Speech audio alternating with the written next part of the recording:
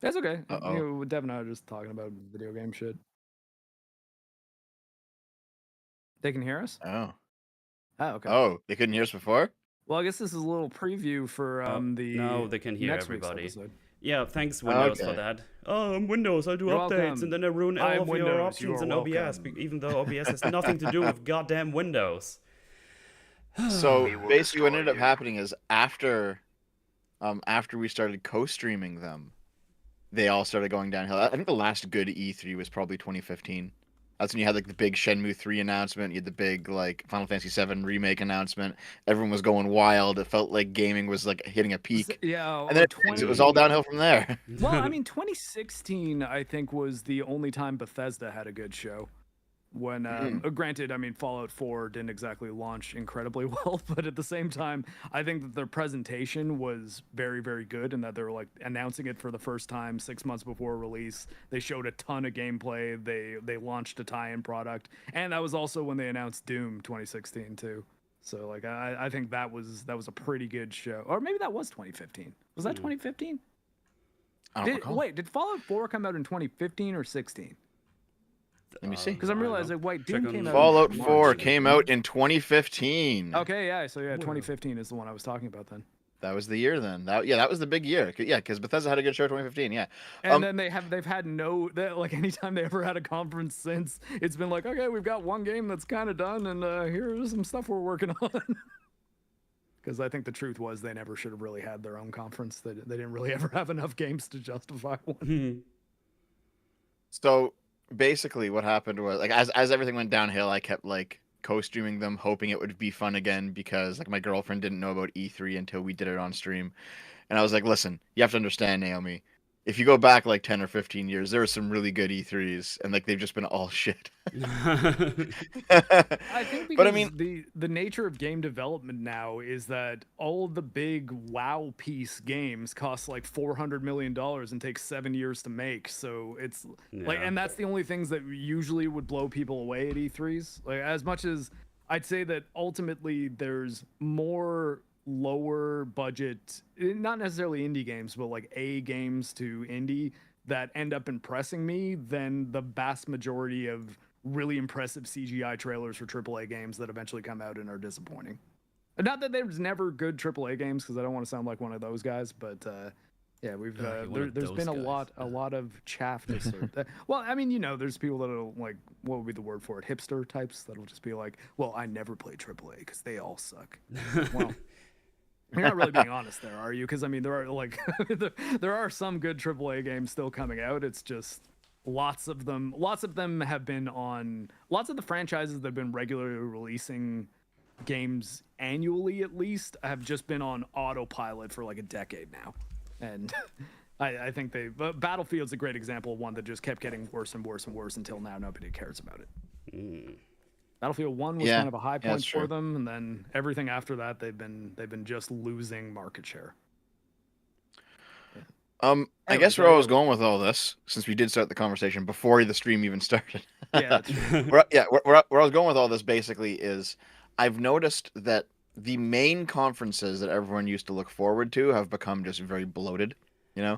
Like, oh, you're gonna tune into the Ubisoft conference? Oh, here's a bunch of nothing. It's like, oh, okay. Do you want to see this Ubisoft's the one that was always do doing music? that, It's like, not really. Can I see the next trailer? Ubisoft, I think because they're French, they'd always have some kind of live performance element, so that like there'd be a bunch of like Cirque du Soleil people coming out and doing shit every year.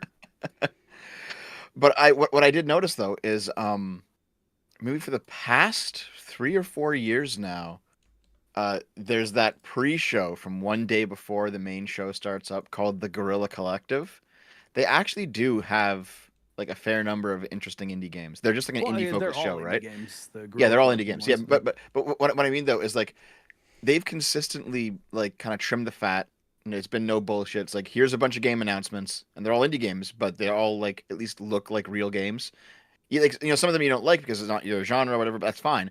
The point is that they don't fill the conference with a bunch of nonsense where like a guy comes out and talks for 20 minutes about his game design philosophy, or they play music or Cirque du Soleil, like you said. The guy's just like, okay, here's a bunch of announcements, and they just go boom, boom, boom, and there you go, and here's all the games. Like I kind of really appreciate that. And there's been some really good looking indie games to come out of the Guerrilla Collective for like the past 4 or 5 years now. So Nice. I mean, surprisingly, even though demos- they came out of nowhere, they're like the best conference right now in terms of a bunch of the demos I yearly played game over the show. weekend on their Steam page, they have like a Guerrilla Collective thing. So like I said, this game was featured there. So even though I didn't watch it this year, I actually ended up playing a fair amount of the demos that were.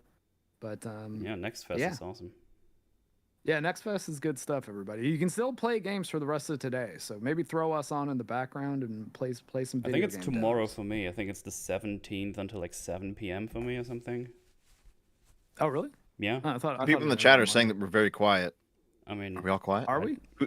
well, I mean, apparently is Discord it is like- doing weird things. It all sounds good to me, and we're almost in the red on my audio mixer. So I don't know. I upped you all a little bit already. I'm not sure. Well, I mean, I can increase my gain. Like, is that better for me? But things you all sound fine to me. So I could Oh, okay. heighten things quite a bit. Okay. Well, I guess I'm asking the audience then, guys. Do I sound better now, or am I distorted? Am I sounding like a metal No, singer? you sound good. You sound good. That's not Okay, a cool. problemo. Because my own decibel audio is like a 10, so I could boost you all up more and then just go lower on my end. Still, sounds better. Fine. Sounds okay. Okay. Canadian as usual. No. Oh yeah. Canadian as usual. Yeah. Somehow I'm like collecting more and more Canadians in these streams. It's kind of Fuck fun. yeah, bud. the coalition no one knew existed in Germany and Canada. They're gonna take over the world. It's like, look, we kicked your ass twice, back-to-back world wars. So now let's team up Let's team against up. the. Well, there are apparently a lot of Nazis here. Oh, perfect. We gotta get along splendidly. Oh man. But yeah, hello everybody. I guess I'm not dead. I know I haven't streamed like all week, which is unusual Beautiful for me. me. But work was very busy, and then I had to. The one day I had time, I had to prep this forge for today, because I also overbooked myself on the weekend with friendos and stuff. So it wasn't all bad, but there was I just did not have time to do some extra streams. So there you go. There's my excuse for not being snowy this week. Obviously, I was still playing Wind Waker, which I quite enjoy. Yay! But Actually, I was in an argument yesterday about whether or not Wind Waker is better than Ocarina of Time, and I'm on Team Wind Waker there. it might be interesting to think about. I think I enjoy Ocarina of Time overall better, because I'm currently at the part where I just sail around getting all the charts and stuff, which is not that part that is a great. little on the It's grindy pretty dull, I have to say.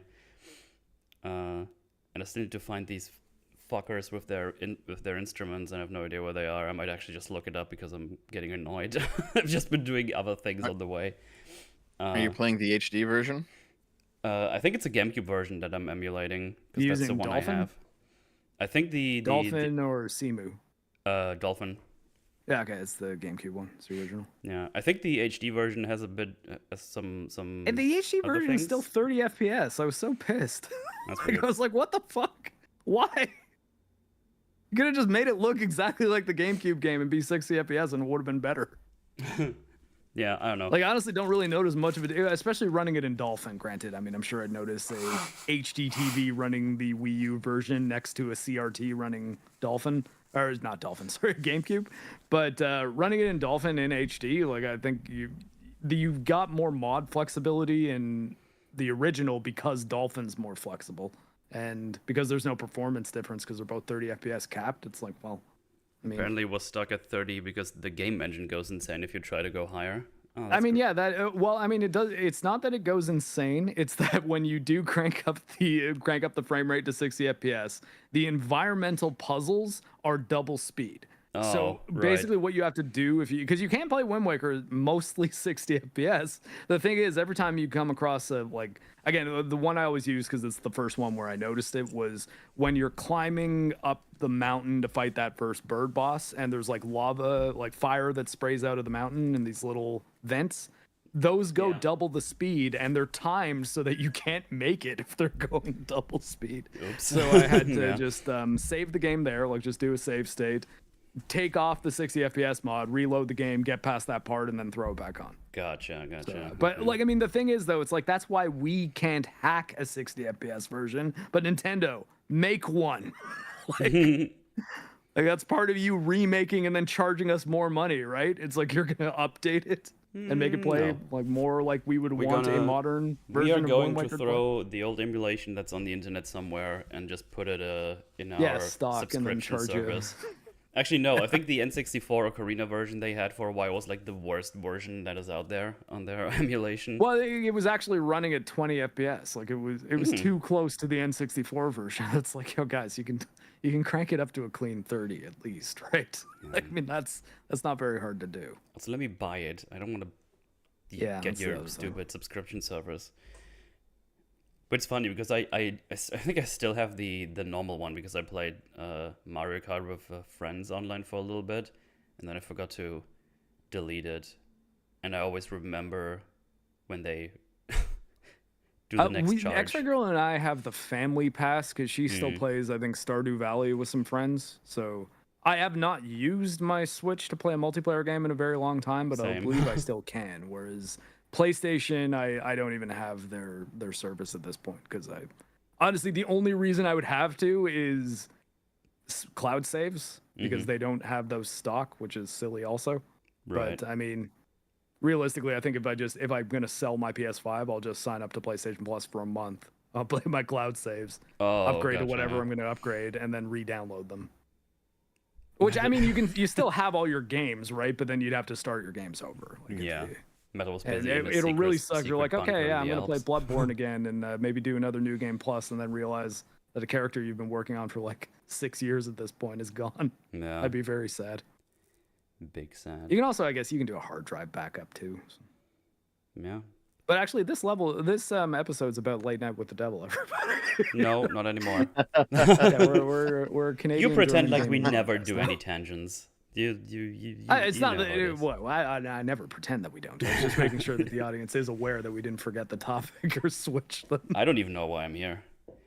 Dude, it's kind of funny. It's like something I realized this weekend that I'm basically living like two lives, and that sounds more crazy than it actually is, because I have like this thing I'm doing online that I do like after I'm done with my normal job. But last week was like basically all normal job stuff and talking to real life friends and stuff. So last night was like in bed, like, this is weird. I feel like something's missing. Like, You were spending too much time in the real world.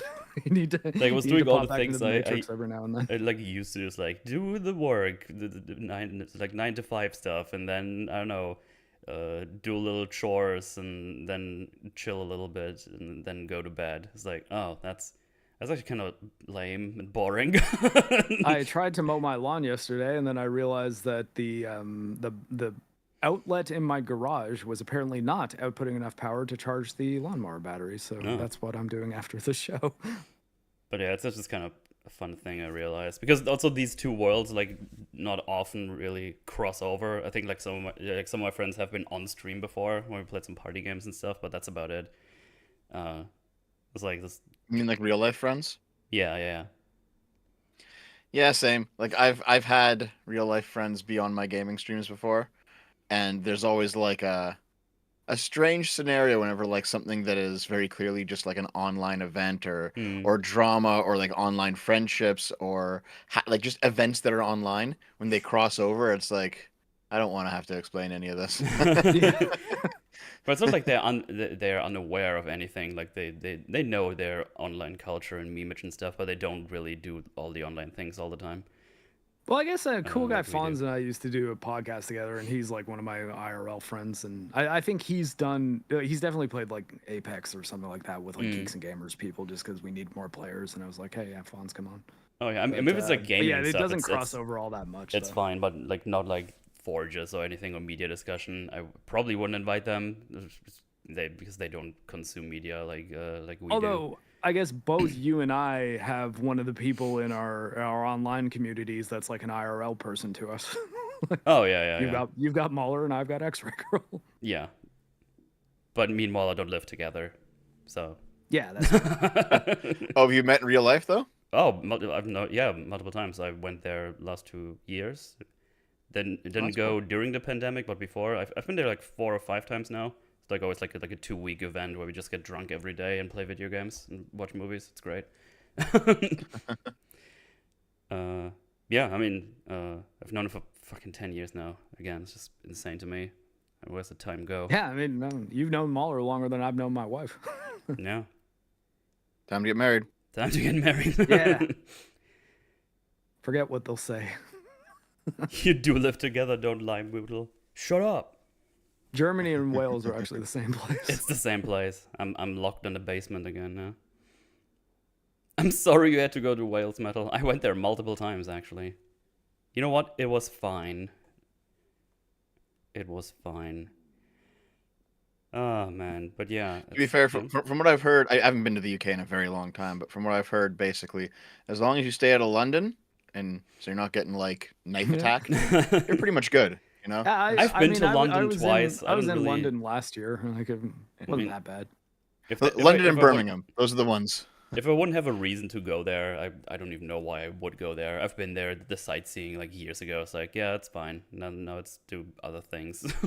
For the Nerdrotic London meetup, we were in London for like 5 days, I think, and then we were at an Airbnb in some other place for 3 days. Right. Because that's where they were doing Friday Night Tights. Like because our hotel had like, I don't think it had any internet actually. Not bad internet, no internet. So yeah, we did FNT from they did FNT. I wasn't on the show. I was there though from the Airbnb.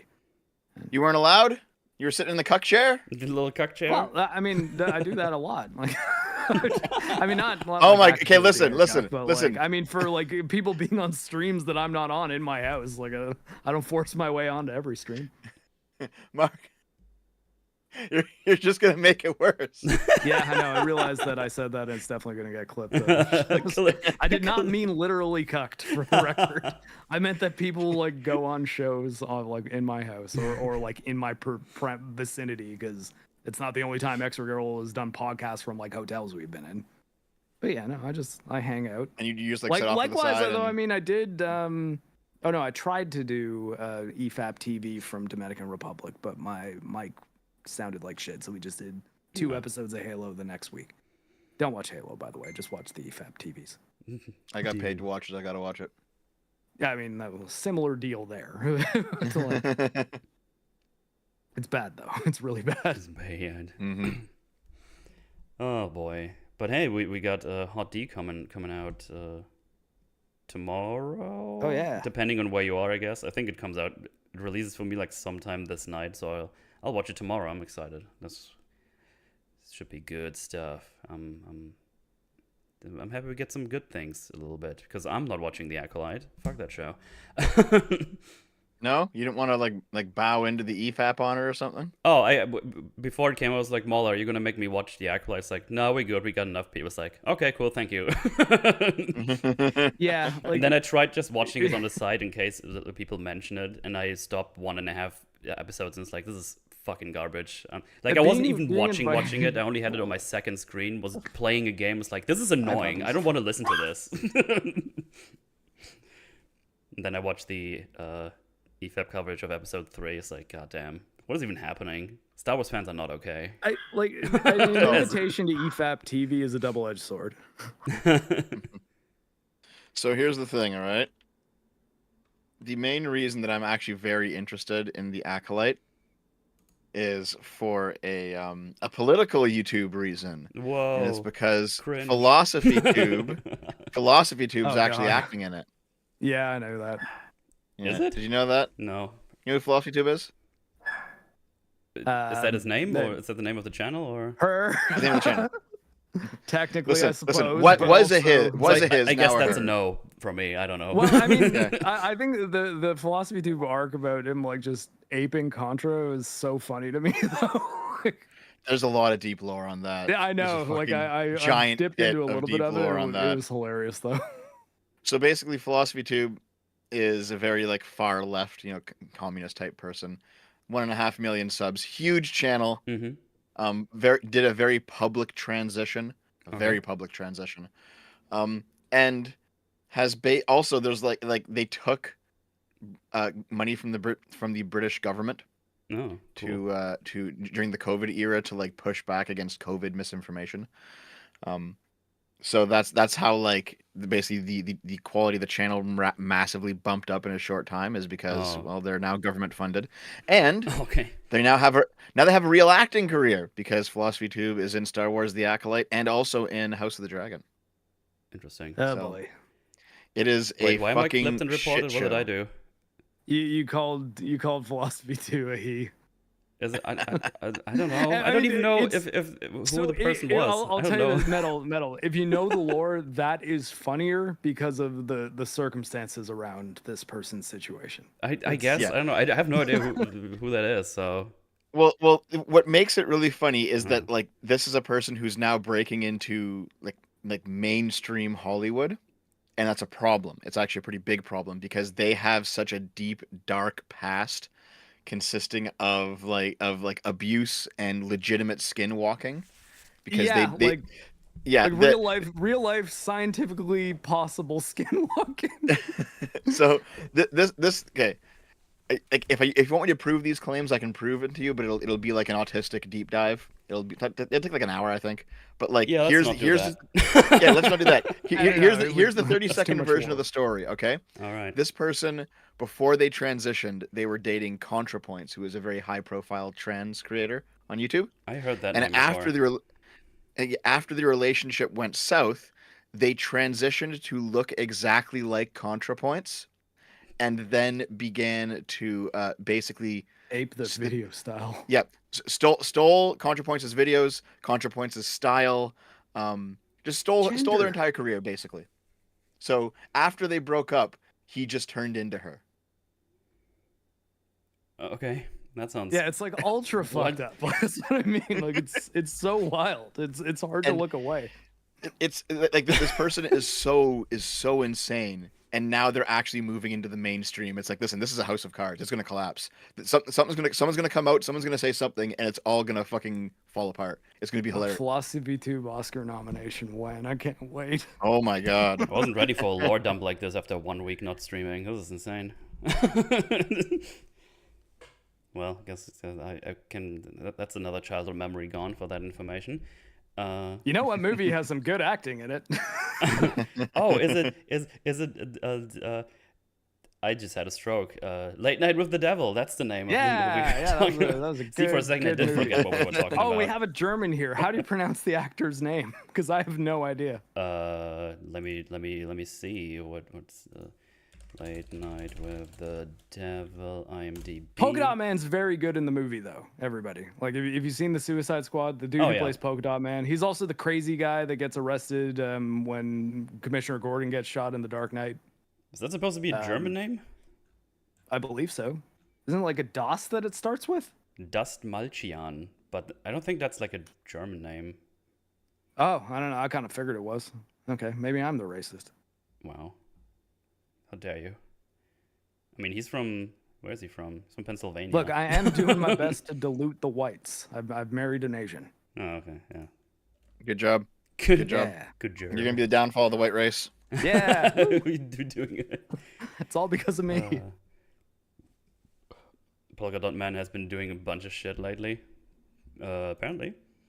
But yeah, Late Night with the Devil. That's that was a nice surprise that actually Mark recommended to watch. Yeah. Because right now I was there's just nothing looking for really something- crazy going on, like in terms of big stuff in the cinemas or anything. So that's when we like to just go dabbling in some random movies we found and check out. And recently it's been Mark recommending or saying things that I haven't seen in a while or never seen, like classics, like History of Violence, which was very good. So now we did this for one. me, it was actually a friend just said, "Yeah, you should watch Late Night with the Devil. Don't look anything up about it. Just watch it." And then I was in bed. I was on my Apple TV, and I tried to see what I could buy it for $20, or I could start a free trial for Shudder. So I watched Right. it for free, and honestly, I'm considering getting a physical copy now because it's really good. Oh, I'm definitely gonna. They have like a 4K Ultra HD version even. I'm gonna get that probably Nice. like next month or something. Well, I wonder. I like actually with the wonder how next, this movie would look in 4K because it's got kind of a it has like a analog vibe distinct to it. style for sure. Yeah, But yeah, like funny. most It's of kind of funny you because did. yeah, I guess we got to talk about the format before that really makes any sense. Oh Though. yeah, for sure. It's We kind will. of a Well, found footage movie, I guess, but hold on just a not second. really, not totally. Yeah. Because I watched it a few months ago. So Right. this is I don't know if you guys just watched it, but I We watched it did. a few I months watched ago, it so twice maybe this it'll week. be a Yeah. bit. I watched a couple of days Okay, ago. yeah. Okay, yeah. It might be a bit fuzzy for me, but I watched it a few months ago. Saw it in theaters. Good time. Really enjoyed it. Um, haven't been able to do it recently just due to work and like a bunch of things happening all at once right now. But for a while, Naomi and I basically went to the theater once a week on Tuesdays. Just because it was the cheap day, right? Like we're talking like $4 tickets. So it's like, Yeah. fuck it, Oh let's god, go. that sounds awesome. Why don't they do this here? Yeah. Are they done? No. Okay, I thought so $2 I the think the funniest thing cheapest, I is think the or like, cheapest not like ticket it's not I bought $2 recently is anymore. like It used to be $2. 16 euros or something. Yeah, when Oh, we were in damn, elementary Jesus. school, it was $2 at like the movie theater at the mall. So like after school, we'd often like go to a movie for $2. Like later in elementary yeah. school. To Like be grade fair, eight. the closest one to me is not like a small cinema, it's like a chain, so I could probably get it cheaper if I wanted to. I don't know. Yeah, so Anyway, the go ahead. the big cinema in the city I live in is a 12 theater Cineplex, and like first of all, movie we all know. God damn Oh it. no, he's dying. Yeah. Okay. Well, he is So in Mountain sorry. Town or like Rock. It's another Town, I guess. sandstorm. Like the sandstorm joke, guys, is because on my vlog on my side channel about this movie, we were recording in the car after having seen it at the theater, and there's a giant sandstorm blowing through the parking lot. It was actually quite big. It was surprisingly big. Um, and also very weird for Canada. You don't get sandstorms here, but we had one that day, so that's how it was. Yeah. But anyway, basically, we all know that like theaters are going downhill.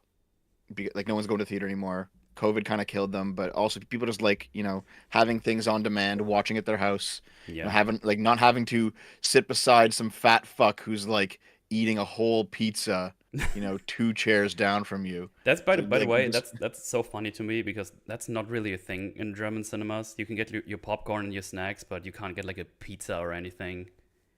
Like I don't think there's any cinemas that do that kind of thing where you can get like a full meal to eat.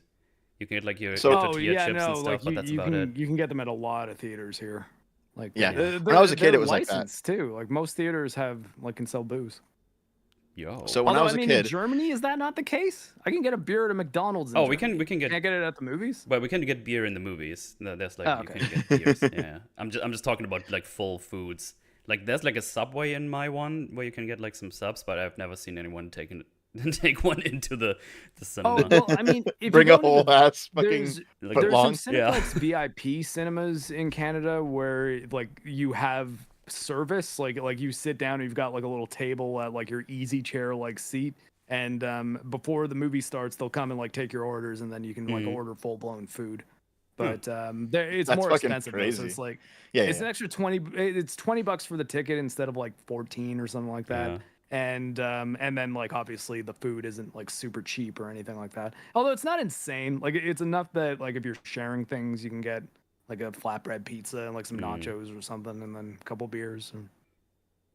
Yeah, so it's a Cineplex here as well. It's a 12. It is a 12 theater Cineplex, and yeah. So when I was a kid, you could get, you can get hot dogs, popcorn, and nachos, and that's all you could get at a theater. That was it. That was your food options. Now you can get whole pizzas. You can get you can get pretty much anything at a theater. It's like Jesus Christ, this is getting out of hand. And I do recall going to a theater in 2018 or 2019, and just it was a decently packed theater, and everyone was just eating full meals, and I'm like, this is fucking disgusting. I don't ever want to come back here again. But after Well, yeah, COVID, like- COVID killed all the theaters, right? So Eating now eating like meals I'll like that go. in just a normal seat though would be kind of strange. Like, Well, so they you're do. talking about They fucking do. Man, I feel like I don't see that very often. Although the only time I ever go to Toronto to watch movies is when we want to see something in IMAX. So at the theater that's closest to my house. There's like there's the AVX seats, and then there's the cheap seats, right? And on the cheap day, on Tuesday, it's $4 for the cheap seats and $7 for the AVX seats. It's usually like 15 and 20 on every other day. So Tuesday is always the day that I go because fuck it. But here's the thing: I think the theaters are just dead because even on cheap day, we'll go in for a movie and there's like five people in there, and I'm like, how do you guys keep running? Same deal over here. Yeah, like what the fuck? I've Dev's noticed about that too, 5 for sure. hours north of X-Ray Girl and I, so like we're both in the same province, but we're in very different cities. Yeah, I think the last movie that was like a little pack was probably Dune, I think, but even that one wasn't like full. I don't know when I've last gone to the cinema. Oh, actually, and yeah, went to the one of the cinema and times actually had like a full cinema. I don't know when I experienced that last. I saw Dune 3 times, all in different IMAX theaters, like the 3 ones in Toronto with different people, and one of them was jam packed, like to the point that there was no seats. I think it was like a Friday night. So, you know what? To be fair, when we saw let me see here. When we saw Oppenheimer, it was pretty full. When we saw Barbie, it was pretty full. I still haven't So seen you know, those.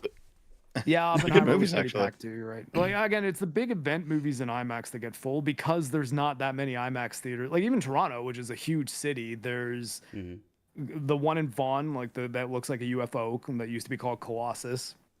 There's the one at Yonge and Dundas, which is basically Toronto's Times Square, and that's kind of a shitty IMAX. It's not like a real one. It's like digital IMAX or something like that. Like Well, to be honest, downtown Toronto is just shitty at this point. Yeah, whole but thing. well, I mean, the Scotiabank Theater though, which I think used to, I don't know, it's the one that John in Richmond that has like a proper IMAX. So does the one that looks like a UFO. Right.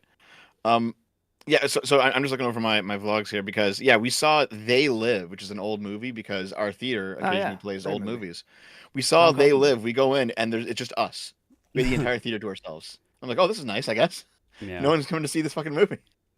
I guess I have to be Do a they little even- bit fair. Okay, here. Go ahead. Do they play the movie if no one buys a ticket for it?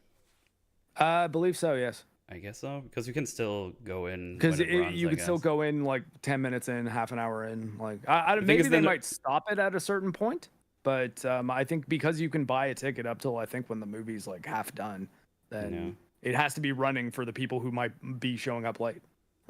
Yeah, I guess. Because it's probably That's just probably like worth- sad, isn't it? Like it's probably worth if you think about it. switching that It's a waste off of power, just yeah. for power consumption. 'Cause it's probably Yeah, not- but probably- also like probably a lot. I'm just picturing like a picture on one of those liminal moment or like liminal space accounts where it's just like an empty theater with a movie playing and no one's there and it's just quiet and all you hear is like the clicking of the film, you know?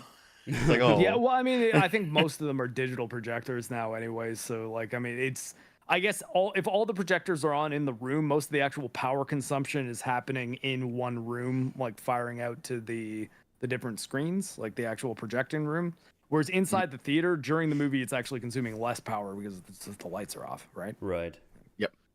I need to check Anyway. the seating arrangements next time a big movie comes out, because to be fair, I go to like specific screenings that are later in the in the evenings because I'm trying to get the English versions, of course, because I don't want to watch the German dubs or whatever. It's cringe.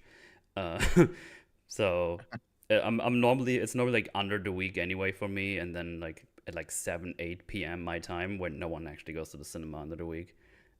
And then it's also the original version with like the original sounds or voices. English. So it's yeah, I don't know. It's always a bit more empty for me anyway. But even like but normally even then, like for like a couple of years ago when there was like bigger movies, it's still a good amount of people there. But it's been empty a lot for sure. Yeah. So, when I finally decided, basically, when I had, a few, like I said, things are going on now, so we haven't done it in a while. But like a few months ago, we were going consistently every Tuesday just to, get out of the house and have like a date night and Yeah, sure. see movies cheaply, and also turn them into vlogs for my side channel because we sit out in the car for like an hour afterwards and talk about the movie. So we saw this movie, Late Night with the Devil, on a whim. Basically, I had no idea what it was. I was just like, you know what, let's just see this, and so we saw it. Nice. Holy shit, And- lucky pick. I was pleasantly surprised at what we saw because I had no idea what it was about. Because here's the thing, I always like the retro style when they go back and do like a 70s period, like a 70s or a 50s period piece. This was 70s, but I enjoy that.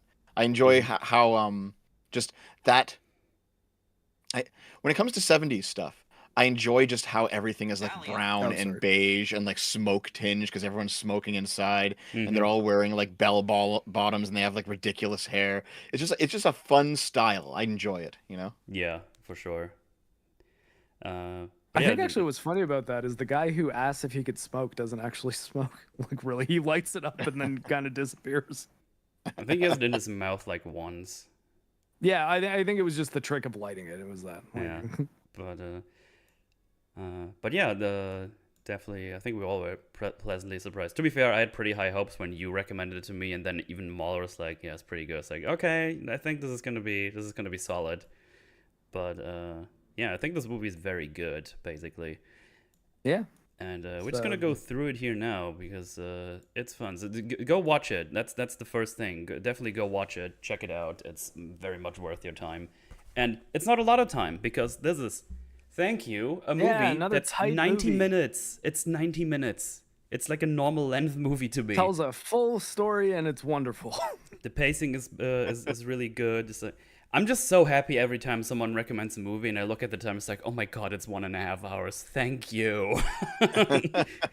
Thank you. You know what? I have a feeling that with the younger generation not having the attention span for anything, shorter movies are coming back. That's actually a good point, yeah. That's a good point.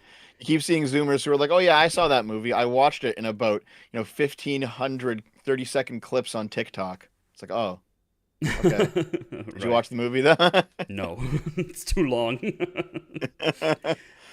No, I recall like at one point speaking to some Zoomers and I was like, yeah, did you see like I know it's an old movie for you guys, but like go back in the day, did you see The Dark Knight? And it's like, oh yeah, I saw it. I saw the clips. I'm like, what do you mean the clips? It's like, oh, I just saw like a bunch of the clips of the main moments on like YouTube Shorts. I'm like, what the fuck are you doing?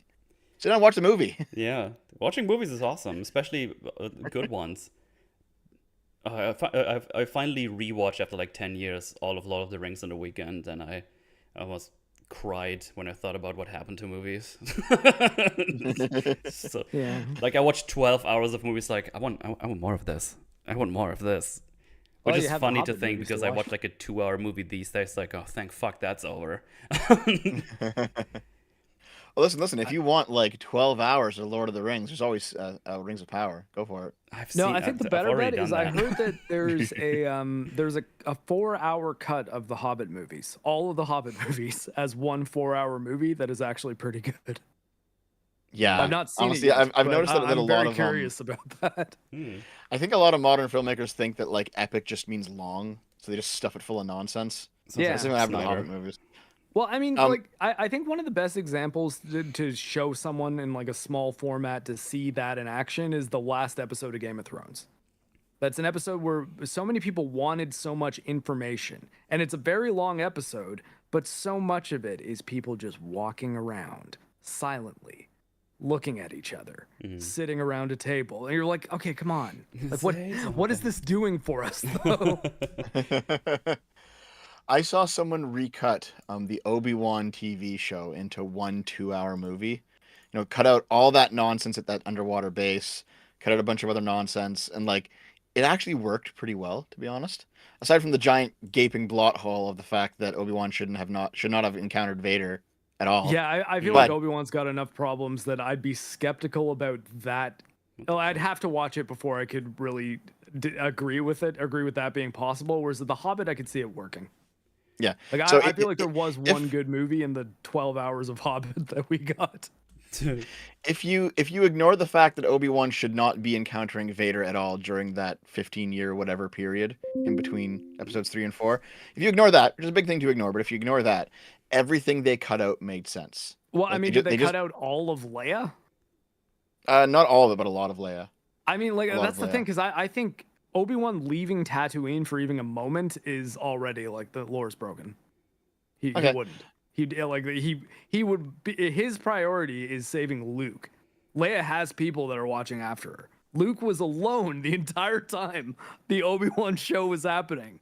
And like, not only that, I mean, they knew where he was. They knew the planet he was on. So why the hell would there be any reason that Obi-Wan would think that if he leaves right now, Luke is at home at the Lars Moisture Farm safe? I just don't buy it. I'm like, no, he would not take his eyes off that kid. The one moment he gets in mortal danger, Obi-Wan's there. In the first Star Wars movie. A few of the things that they changed though is they cut out all the nonsense at the underwater base, because like none of that even added anything to anything. It was all just fucking terrible. They cut out a good chunk of Leia, right? Even though Leia he still went to go rescue her. They cut out that worthless rooftop fight that only existed to be a fight scene. They just let Reva die. They just said, yeah, you died when you fought Vader. You don't come back. Yeah, you're just dead now. You're done. Like things made a lot more sense with this one recut that I saw. I was like, oh, they could have actually done something with this. I mean, like, fire me a link to it and I'll watch it. And trust me, I wouldn't do that unless I was actually curious, because I really hated watching Obi-Wan. Like, if you didn't, I mean, I'm sorry if I sounded like I got fired up there, but just, man, because Obi-Wan to me, I always say it's the moment that I feel like they stopped thinking they were doing well. You know what I mean? Yeah. Like I could believe that Rian Johnson thinks he made a good movie with The Last Jedi. But with Obi-Wan, I was like, he said so recently. Actually, he went back and said, "Oh, I was really good back then." It's like, no, you weren't. Yeah, that's the thing. Like, I mean, I don't agree with him, but I believe that he believes that. You know, like I'll give him that much. Where it's like, I think that you're not lying to me when you say you made a good movie. You believe that. But with Obi-Wan, I was like, they can't think this was good, right? Like no one involved with this thinks that they made a good show, right? And then I'll still see people on Twitter being like, Obi-Wan, man, that was like peak fire, man. I'm like, why? No, what about I did it like is even good? Never mind. I did like a 2-hour video, on why I thought Obi-Wan was probably some of the worst Star Wars I've ever seen. And it was. It really was, like that was a huge video of mine. Usually I don't go that long, but it fucking needed it. Like, it was bad. Yeah. Anyway. Excuse me there. Yeah. Oh, sorry. So the reason I brought that up is because, movie lengths. This movie is only an hour and a half long. Yeah. And sometimes if you cut the fat, you can get a better movie. So don't make it so long. Which was how we got to Obi-Wan. Okay. Yeah, which is fine. I'm just trying to get it back as we do. Also, not only length, budget. This movie apparently cost less than $2 million and made like $12.5 million in its runtime. Which, again, it got criticized because the title cards are AI, apparently, and that was pissing a lot of people off. I think there was like a couple of things that showed up very briefly, which apparently the guy said they started, they used the AI, but still did some work on it or something. I don't know. I couldn't have told you if I didn't read it, to be quite honest. I mean, here's the article if you want to pull it up. I can't read. Okay, there we go. We got our research. There it is. Well, whenever I'm on EFAP, I'm usually like researching and like giving, like, I don't know if you noticed that last time I was on there, I was like, here's this data, here's this chart, here's this article. That was my main contribution. Includes AI-generated art directors have clarified how the technology was should be used. Our guy in the chair. Released. Yeah, you just told me in the first paragraph that that they did a statement. Let's see. In conjunction with our amazing graphics and production design team, all of whom worked tirelessly to give this film the 70s aesthetic we had always imagined. We experimented with AI for 3 still images, which we edited further and ultimately appear as very brief interstitials in the film. I've never heard that word in my life because I'm German. We feel incredibly fortunate. Oh, it's the title cards, the "We'll be right back." Oh, that's what they called? Okay. Yeah, interstitials. They had like a specific word things for them. that exist between. Oh, interesting. Is what that word means. Can't wait to forget all about this word because I'm probably never going to use it in my life. But we feel incredibly fortunate to have such intelligent and passionate cast, crew, and production team. Above and beyond help bring this film to life. We can't wait for blah, blah, blah, blah. Okay. So basically they experimented with like 3 of those cards and then re-edited them. Probably to get rid of the weird artifacts AI creates these days. Yeah, I mean, that's kind of lame. It's not a lot, but, I guess it's fair that's been pointed out, I guess. So here I don't really know what is else to say to why. this, to be honest. I don't want to make this an argument about I mean, considering AI the art. budget of the movie, I don't know what kind of opinion I can really have on it. It's like, well, we want these to happen. We can't really afford to do it the way we want to do, but we can do it. And here's how we can do it. We can use this tool to make it. And I think that, like, for low budget filmmaking, you gotta let people do stuff like that, man. Mhm. Oh, So it's here's the ones when they go to break, night owls. yeah, they go to break. Okay. So we'll be right back. There's like a still image. Yeah. So if you look at the skeleton, like it looks a bit strange. Like that looks like it was definitely AI generated and not actually drawn by an artist. The tweet that I just posted. Well, I think the Yeah. question is, though, is it a worthwhile expense for the producers of this movie to pay an artist to make a little picture of a generic skeleton? Maybe. I mean, I'm not giving I mean, an the thing answer is, if there. they- I'm if just they- saying if that, they like, it's one of already- the questions that if you're trying to manage money making a movie, like, you do have to, you got to think about that stuff. Like, just saying I'll pay a guy isn't necessarily as easy as that, especially if you're going through studio systems or based in for like tax reasons or whatever you would say that your production is based. You might have to actually license them and go through specific unions and stuff if you're making a movie as well. So that could be another issue too. It's like we cannot pay any less than $2,000 for this picture of a skeleton. It's like, well, we don't have an extra $2,000. It's like, well, that's the union rate, so you have to. It's like, okay, well, we'll just make it ourselves then. I credit myself for this. We pay me So nothing. this is the one I have it on stream. Okay, so now that I have it paused on screen, because I didn't really look at them closely, so I definitely didn't notice. But you can see here with the hands and stuff for sure, or like with the bone skeleton. Yeah, hands. the one of the legs has like two joints, kind of. Yeah. The joint, and also the pumpkins have skeleton faces, not pumpkin faces. Yeah. Oh yeah. For sure. Yeah. That's right. Barr makes a good point though, that he prefer that they just like Photoshop some stock elements, because like that's what I'm thinking though. Like, it seems like you probably could have done that, but yeah, I guess the question is like, what if you're doing about the same amount of effort in order to make it, like same amount of time on the computer? What does it? I mean, really they still matter edited fundamentally which afterwards, so you tool could have easily use? used stock arts anyway. So if you edited further anyway, like I don't think you saved any time or a specific amount of money with this. I don't know if they have teams that already edited it. I think I've just used that, I guess. Well, when I mean, when part it of the did reason- become a oh, sorry, go ahead. controversy, when it did become a controversy, you had like people posting, "Hey, look I'm an artist. I can just do this in like 10 minutes." And then I posted one of the examples in the chat. This is a guy who's just like, "Hey, listen, you should have just given any random artist a few bucks, and they can just draw this for you very easily." Because he did, and like that looks, okay and of the period, Yeah, let me pull it up here. That's the one. There we go. Where is it? There. Yeah, look at that. That looks really cool, actually. That looks really good.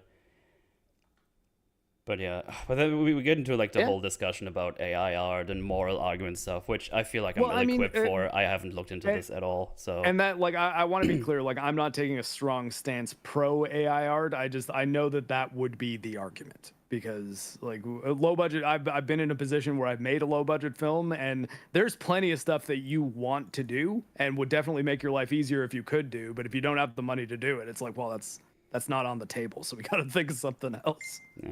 Thing is, if I would want to have a conversation about this, I would need to make a lot of research in terms of like all the copyright things that are probably an issue, and other artists getting paid or whatever. I don't know. I'm not gonna go into this, because here's the thing. I'm doing a thing that a lot of people online don't do. I'm not equipped for this conversation right now. If I want to talk about this, I'm gonna do some research. Here, that's some crazy concept for you. Yeah. So I'm not equipped for it in terms of copyright, I don't think, but I'm like somewhat equipped for it in terms of morality. I know that like the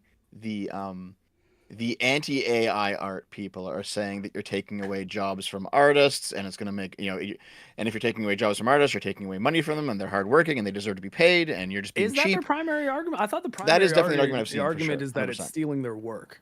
Like, because I think that's the more solid one to be like, well, if it's Okay. repurposing work that I might have made, then I'm not cool with that, and stop. You don't have the right to Okay, do so that. Without... I've seen that argument from a lot of people as well, but I've seen the "you're stealing people's jobs" argument specifically That's from like that's a weak more like argument, though, left-wing sources, you because know? Like technology's stolen people's jobs for like decades. Like, I just don't think that's an argument that could support as easily, because you could be yeah. like, well, I mean, there's a lot of people who used to, I don't know, paint toys or something like that that are now being done by like computerized machines that just spray everything, and Well, this is they like the lost their Luddite jobs argument, too, right? right? So yeah, someone in the chat mentioned the mechanical looms. Yeah, so the Luddites were English textile workers in the 19th century who actually went into factories and destroyed mechanical looms because basically the looms meant that the factories didn't need their labor anymore. So there's still need people to operate the looms, but like they weren't doing it by hand anymore. They weren't doing the job by hand, so there was less labor. So these people like revolted, and it was like a working class revolt against technology, basically. And so every time something like this happens, there's usually like a backlash of people saying, "Hold on, even if this new technology increases access to a thing, it's also going to destroy jobs in the process," which is true. That is a real effect that we have to manage. But Yeah. I mean, I think generally improving access is better, personally, just on a moral level, you know.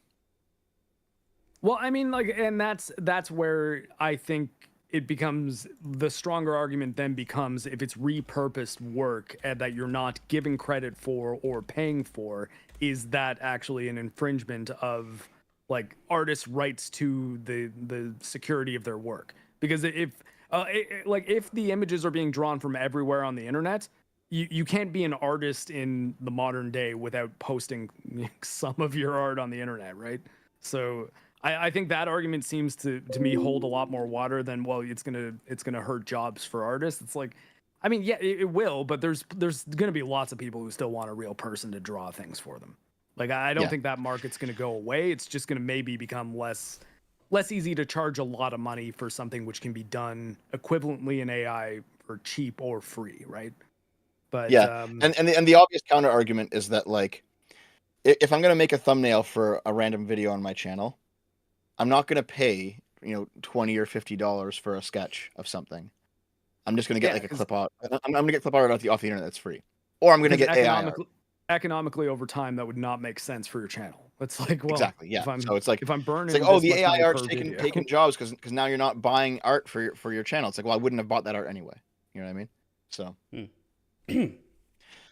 So anyway, I know people were mad at this movie because of the use of AI art, but it was 3 images, I think, and clearly the entire movie is not that. So I Yeah. think it was just like a minor thing. my little profile picture Yes. here right now is drawn by CT, like Sitchin Adams' friend. Yep. Mm, He's a good artist. nice. Caffeine. Who apparently also now lives in Toronto. They moved back home. Yeah. Very well. But I think we can probably move on from the AI stuff. We haven't really even gotten into the premise of the movie yet. No, we I haven't. was talking about budget and stuff, and then we do this thing, which is Tangented. obviously fine. Tangented hard. Tangents, we do them all the time. Let's see here. So yeah, the way it basically starts like I think like as a, what do you say, like a documentary or like a Documentary. Yeah. Documentary is the term we do. yeah. Yeah, I was like just wondering the if there's like another openings- thing. Like I was wondering if like a news thingy, but that doesn't make any sense because it's probably more like a documentary. Well, It feels like a History Channel documentary, to be honest. Yeah. basically this whole thing that we're watching is being presented as this documentary, and the opening 5 minutes, maybe 10, is very, very much traditional documentary style. Yeah. So where it's kind of you have funny. a narrator, you have archive footage. Because I just put up the file because it starts with like a narrator going on, oh, this footage has never been seen before. It's been scrapped, blah blah, hasn't been aired again. I just saw The when master tapes were like banned effectively. and, when they zoom in got on a this hold- little television set where the documentary starts, there's actually the little demon face, very seeable, very briefly in the beginning. Oh, how about that? So that's kind of nice. I don't know if you can make it out on stream, but if you can see the silhouette you here. see you see that very clearly Later on, Later, yeah. yeah. But it's here already. I actually didn't so- notice that too, and I've watched it twice. Yeah, I've just seen that because I pulled it up, so that's kind of fun. So yeah, basically they tell us about Jack basically before anything else goes on. Hang on, I'm trying to find my copyright filter here. There you go. Because I'm just gonna let this run in the background and move wherever we need to go. So yeah, it's Jack Delroy, right? I have that right around, not Delray, Delroy. What was correct? And Delroy. he is a late night television host, like the good old 70s late night television thingies that they did back then that are kind of not that great anymore or that popular these days. Oh my god, they're fucking awful nowadays, Yeah, dude. they've gotten kind of cringe. I think Conan. Like Leaving everything was I the end. see them once in a while, it's like, oh, that's awful. I hate this. I think the last thing I've seen was Skibbity Biden. I was like, what the fuck is happening? Skibbity Biden. So honestly, I've not seen any late night show in about a year at this point. Like, not even clips, really. Yeah. You know, it might just be my bias being someone who is, my age, but I just feel like late night shows probably peaked in the 90s, which is before I was watching them, but I mean, I really loved Daily Show and Colbert Report in like the early 2000s, back when Colbert was funny. well, sure, but like those were like comedy shows that were kind of dressed up to be more like a news show. It wasn't the same thing as doing a straight, I guess you're right. late night It's just variety show. like late night live TV, though. I guess is what I'm referring to. But you're right. It's I not as much of a never want traditional to hear talk those show. two words again. What, Skibbity Biden? Skibbity Biden. I had to see it Is on... that two words? Yeah, it's Skibbity Skibbity and then Biden. Oh, okay. I thought it might have been one word. You know what? It could be. I wouldn't care either way. It's fine. Sounds like the Abraxas incantation. Skibbity Biden. No, like Was I the recall recall seeing conjures people a back in the demon. day say. I recall seeing people back in the day say that like David Letterman and Jay Leno, they were like the peak of the art form of the late night talk show. Yeah, that's the one I late know night from variety show. my name as well from then. Yeah, I mean, like I was alive back then because I'm 40 now. I'm an old man, even though people tell me I kind of sound like a teenager, so trying to sound like an adult. Which when I heard that, I gotta admit, I did chuckle. That was pretty funny. But I was never a huge fan of either Leno or Letterman. Like, I mean, maybe because I was too young, but I don't remember finding either of them particularly funny. But I always felt Conan O'Brien was very funny. Like he was always hilarious, even in the 90s. Oh, things I see from him are always hilarious. I mean, the last thing he did that was great was the Hot Ones. That was hysterical. That was amazing. If you haven't seen I that, watched a lot of Saturday Night Live. go check out Hot remember a Ones lot of episode SNL with Conan O'Brien. That shit is great. He goes fucking nuts in that. It's awesome. Oh, nice. So anyway, this is a fictional late night talk show. Yes, But the it's Night cut from the Owl. same cloth as all of the other real life late night talk shows, where they have a host who does a little bit of stand up, and they bring in some guests and they do some interviews. Sometimes they're serious, sometimes they're not. Sometimes there's like music acts or magic acts or whatever. That's what a variety show is you get stand up, you get interviews, you get whatever the guest does, a little taste of it. And it's kind of a way for the guest to also increase their profile as well. And then you kind of have like an hour of that. Yeah. And they basically tell us about it. It's like, hey, he's doing pretty well, but he can't really reach the top where the Carsons or whatever their names were. Johnny Carson. Johnny Carson. Yeah, Johnny and Carson. whatever, He was a popular. He was a popular real life late night show in the 70s. Yeah. So you can't quite reach those, but it's the gap widens here and there, but it's still not. They're still doing pretty well. Like they're doing good. They have a good audience and whatnot. So yeah, not awful or anything. But they can't quite reach the top. And then it tells about his weddings. Like, yeah, it's a really good wedding. They even consider like the best couple that are married. From all the other couples back then. They're a famous celebrity couple. Yeah, celebrity couple. They're like really close. That's like the whole thing. It's like, oh, she's my muse and whatever, like all the things you would expect. And then it's like, oh no, all of a sudden, out of nowhere, she gets the lung cancers and dies shortly. Even though she doesn't smoke. Even though she doesn't smoke, yeah. And yeah, it's all very sad. And she even makes a special appearance on his show, like weeks before she died. It's like, oh yeah, just talking about how they met and what all that stuff, which people did watch and well, not enjoyed, but they liked the spectacle, I guess. So that was a little bit of a high in terms of ratings. But yeah, his wife dies, and then he takes a break for, what was it, like a month or something? It was a little while. It was a few months, I think. Yeah, or a few months. And even get like some pictures where he's like followed by a paparazzi, and he's like, nah, leave me alone. And people basically expects like, yeah, it's over for him. Like he's not gonna come back. Like this hits too deeply. But surprisingly, he makes a shocking return. I was like, yo, awesome. But still, it's not doing great. Like it's actually like he's going down in ratings, and everything is kind of like so and so. I think he's still like, they show us like a listing. But he's probably still like in the top 50 or top 100. Like it's not like but awful. He's not even close to being neck and neck. Yeah, with he's Carson not even anymore. close to the Carsons and or everything. So it definitely goes down. The sponsors are worrying. All the things like what I recall is that one of the reasons it's going down is because he starts doing more sensationalistic content in the attempt to chase ratings. And I think they showed like fights breaking out on the stage, like Jerry Springer style, right, and he's like trying to break them up. Yeah. So good point, like. The show, the movie, or sorry, the documentary part of it is really kind of,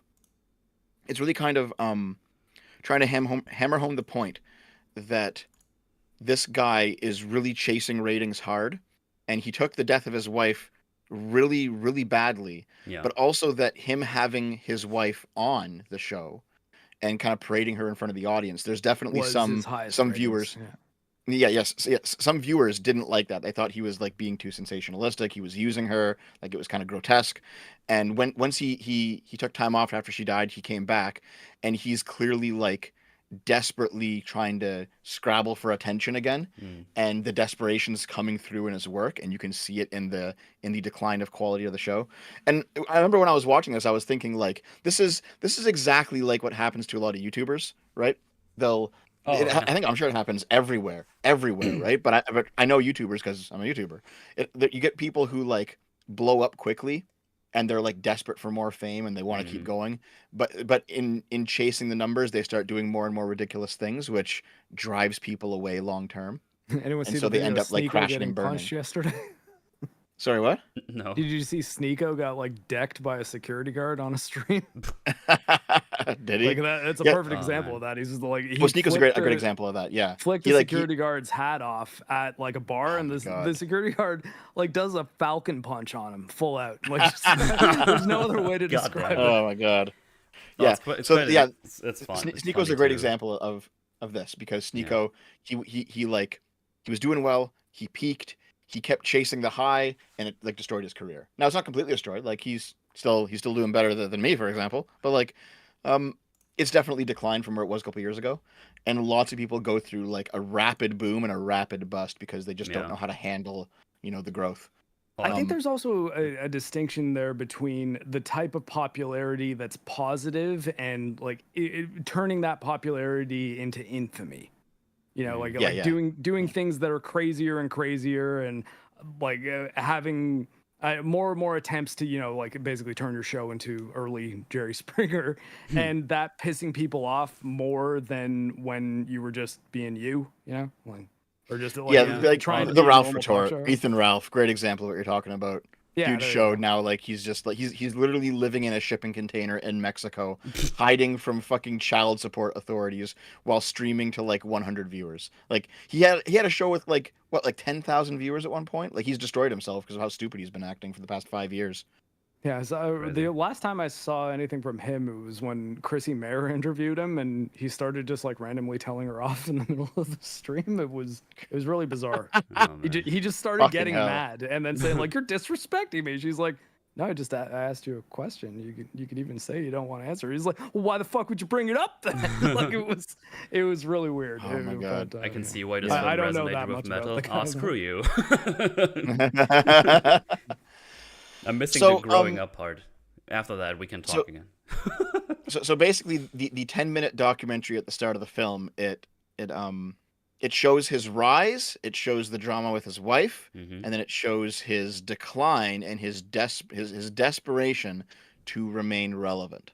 And then it kind of brings us in for Halloween, their Halloween Eve show, Yeah. 1977, and that's where it kind of cuts to the like found footage part of the Yeah, the master tapes of the movie. which also has Yeah. like backstage footage and stuff like that. Yeah. They also And mentioned the men's club or gentlemen's club he's yes, part of. this is important. And I was The like, Grove. oh, okay. They kind of just gloss over. It's like, and the media was like, oh, that's kind of suspicious. What's Do going you on with know that? anything about the real organization, like the real Grove? I Yeah, didn't even that know club's there's real, a- by the way. I that's didn't a real know club. that. It's super real. Okay, that's a tangent yeah. I kind of want to go on. Oh, tell don't me, worry, tell we me. can- I'm let me super know- interested now. That sounds Okay, yeah, because insane. I went down on kind of a Bohemian Grove rabbit hole in order to prepare for this. Do I I need to lock watched my half doors the Alex tonight? Jones documentary even. No, it should be fine because I think like it seems like it's just kind of a lame club at this point. But there's actually a hilarious Joe Rogan clip where it's him talking to Kid Rock about the time Kid Rock punched a guy at Bohemian Grove and then got kicked out after like a day. Okay, so the film version of it, first of all, is there's like this private club. What do they call it again in the movie? I think it has a different name. They just call it the Grove. But The Grove? in Okay. real life, it's the Bohemian Club, and the place is called Bohemian Grove. Right. So in the movie, there's like this club that gets together out in the California forest of a bunch of like elite members of American society. You have politicians, you have businessmen, you have celebrities, and they all go out there and they basically like they kind of network. Well, they claim they're networking and like doing plans for their careers, but there's like hints of it being like actually like a Satanist. Not like a bizarre coven almost or rituals something like that happen yeah there as well. yeah they're all dressing up in like weird outfits and it's like they're like putting down runes in the ground and they're casting spells and shit and they're like and there's a lot of like demon worshipping that's being rumored at this club that this guy is apparently a part of. That's how it is in the movie. Well, I don't think he's apparently a part of it. I think he's explicitly a part of it because it's like it's in the documentary, right? Like, well, it's in the documentary, but even the documentary says he's been seen going to the location, but it doesn't actually show him doing anything. Yeah. So people It's only confirmed don't at the end of the movie. Yeah. Yeah. Like people Yeah. who watch him don't know if he actually is. He's well, just been seen with but people. like I mean, the magician guy did. Like he said, he's like, oh, like, can you maybe put in a word for me, get me into the Grove? Like he comes up to him at one point and kind of. Yeah, because he expects him to be in there. I don't know. I don't think Jack ever said like did. No, actually say he anything. confirms it because he says, I can't believe your friends at the Grove haven't helped you out more than this. And Yeah. he said, oh, apparently they're not that influential. Oh, okay. Like, I so see what you he mean. doesn't Okay. deny it. He just says, yeah, well, I don't Yeah. know. It's like a club where we go to the woods and we drink. Gotcha.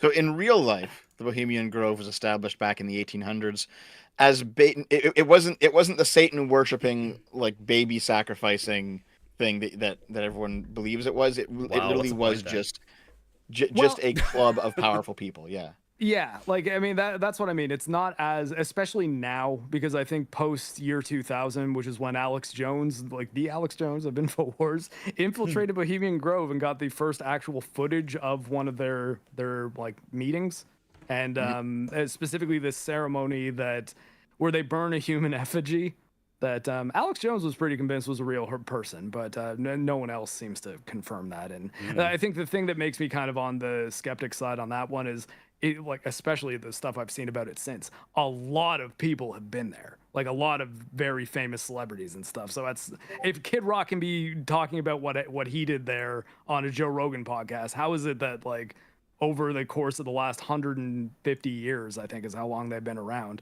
since like the mid 1800s, like how is it that no one said anything, right? Like Yeah. Here's the actual Bohemian Grove in real life. It's like an isolated location in it's California. California Redwood Forest. Oh, okay. Yeah, but like San it's Francisco. it's just like cabins that are like deep in the woods. It's It's like on some where private property. Caesar goes at the end of Rise of the Planet of the Apes. Well, fun stuff. I mean, if they But don't yeah, so cook any it's children, so basically I like a don't even know what secret the point is. society of like former presidents, artists, musicians. They have this weird ceremony where they burn this human effigy that's supposed to be their worries and their stresses, because the time that they're there, they're just supposed to be drinking their faces off, writing a play that they put on at the end of it that's only ever shown once and it's never recorded, and very specifically pissing outdoors. Okay. And Yeah. that's actually the justification by which they've been able to avoid allowing women into the Bohemian Club for 150 years. Because they piss outdoors. Well, no, because they've said that no, us taking out our dicks and peeing outside is a big part of the experience. So we cannot have women there. We just can't. And yeah, it's been ratified by the California Superior Court. So that's probably not going anywhere. Yep. It's basically just like a club where powerful people go to be out of the Network and public drink, eye and just do whatever the fuck they want. That's all it is, really. I'm sure there are business connections made there. There's probably some shady shit's has gone down, but I don't think they're actually a Satan worshipping cult. Yeah, I don't think so either at this point. I think it's just they're rich people doing drunk stuff like that. That's their version of going on a camping trip with the boys, right? And like, But I mean, because it's the modern era, you have like people sending drones up there to like spy on them, and you just see a bunch of like middle-aged guys standing around. You know? yeah. So what Joe Delegate Rogan clouds, said was that it's very like what Joe Rogan said when he was talking to Kid Rock is that it's probably very toned down now from whatever they were doing prior to that Alex Jones documentary. But Yeah. Right. I mean, we don't have. Oh, Any I posted a solid picture, evidence by the way, anything happening. of a drone ambushing some of them at the complex, and they're just like hanging out. It's like they're just like on vacation, basically. Like, oh, another drone. God damn. Yeah, I think that the conspiracy theory lies into like what was it like pre-2000 or what was it like in 1890? You know, like it probably they weren't. It might not have been the same vibe, you know, that you're getting today.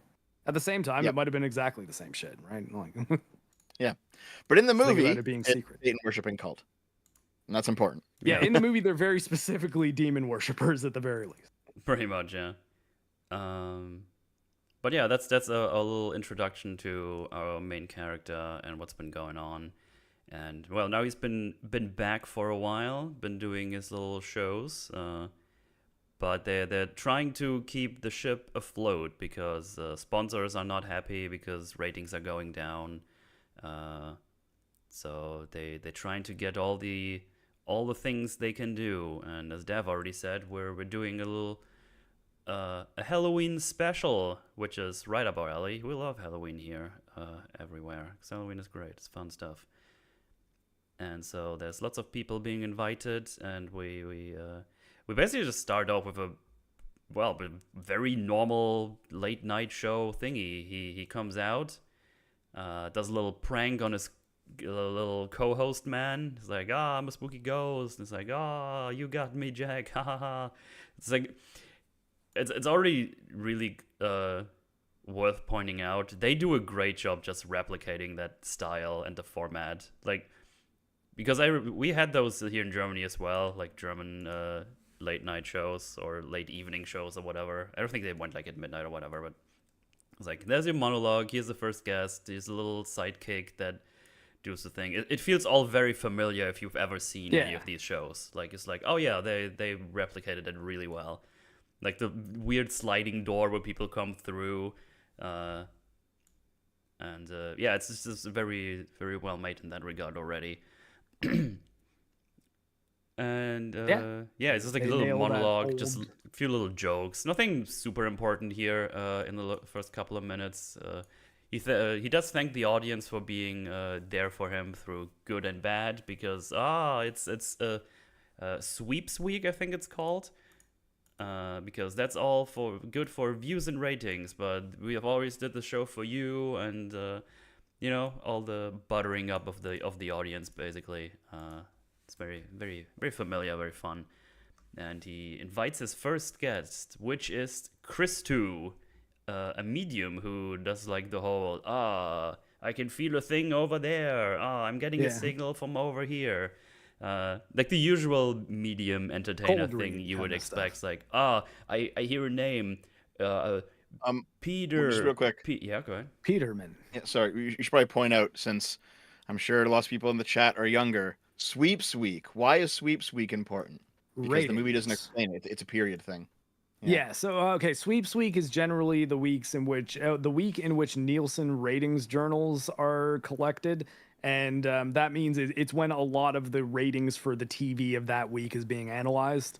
So generally, it's a thing that they tell the audience because they know it's like, hey, we've got some special stuff planned for this week because we know that we need to be on our A game. You know. Yeah. Yeah. So the importance of Sweeps Week was also that basically the year's Sweeps Week would choose the advertising rates for the next year. So you want to have your best stuff playing on Sweeps Week in October to November. There's like I think it's like a 2-week period. It was. It doesn't really matter anymore, obviously.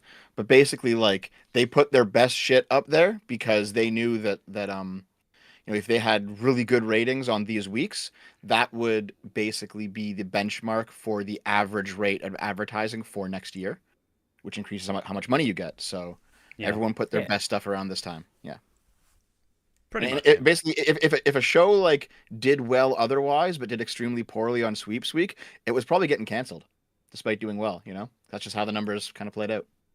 Yeah, which sucks because it might be like, hey, we've got this reliable show we watch for the whole year, but in Sweeps Week we're going to check out the other shows that are doing really crazy stuff. Mm-hmm. Yeah, basically you want good ratings at this point, so you don't get less money or get canceled. That's the very short version of it. And yeah, so they get their first guest, Christo, and he's like, I'm getting a signal, and then he has like this one guy who's like, is it you? It's like, no, not really, but did you had a divorce? Like, yeah, thank God I did. So he's basically flopping very hard, and you get like the feeling it's like, he's just fucking around. He's not actually like a supernatural medium man who can actually do anything. And it's like all very lighthearted and fun. And it's like, okay, so he's just being, I guess, kind of exposed as being a fraud, you could say. But then interestingly, right after this happens, he's like, the signal stopped. Like, we're gonna stop now. But right after they're done with making fun of him, he goes very specifically to 2 ladies. Yeah. And it's like, hey, didn't I get like the Eddie? It's like, Eduardo. Eddie. It's like, yeah. And Edmund, I think was his name. Edmund, yeah. But anyways, like he's basically spot on. Like he's yeah, he nails it. He's like he's your brother and your son. Yeah, it's like he died recently, and it's like he's telling you there's still a lot of love for you two and whatever. Like he self-deleted.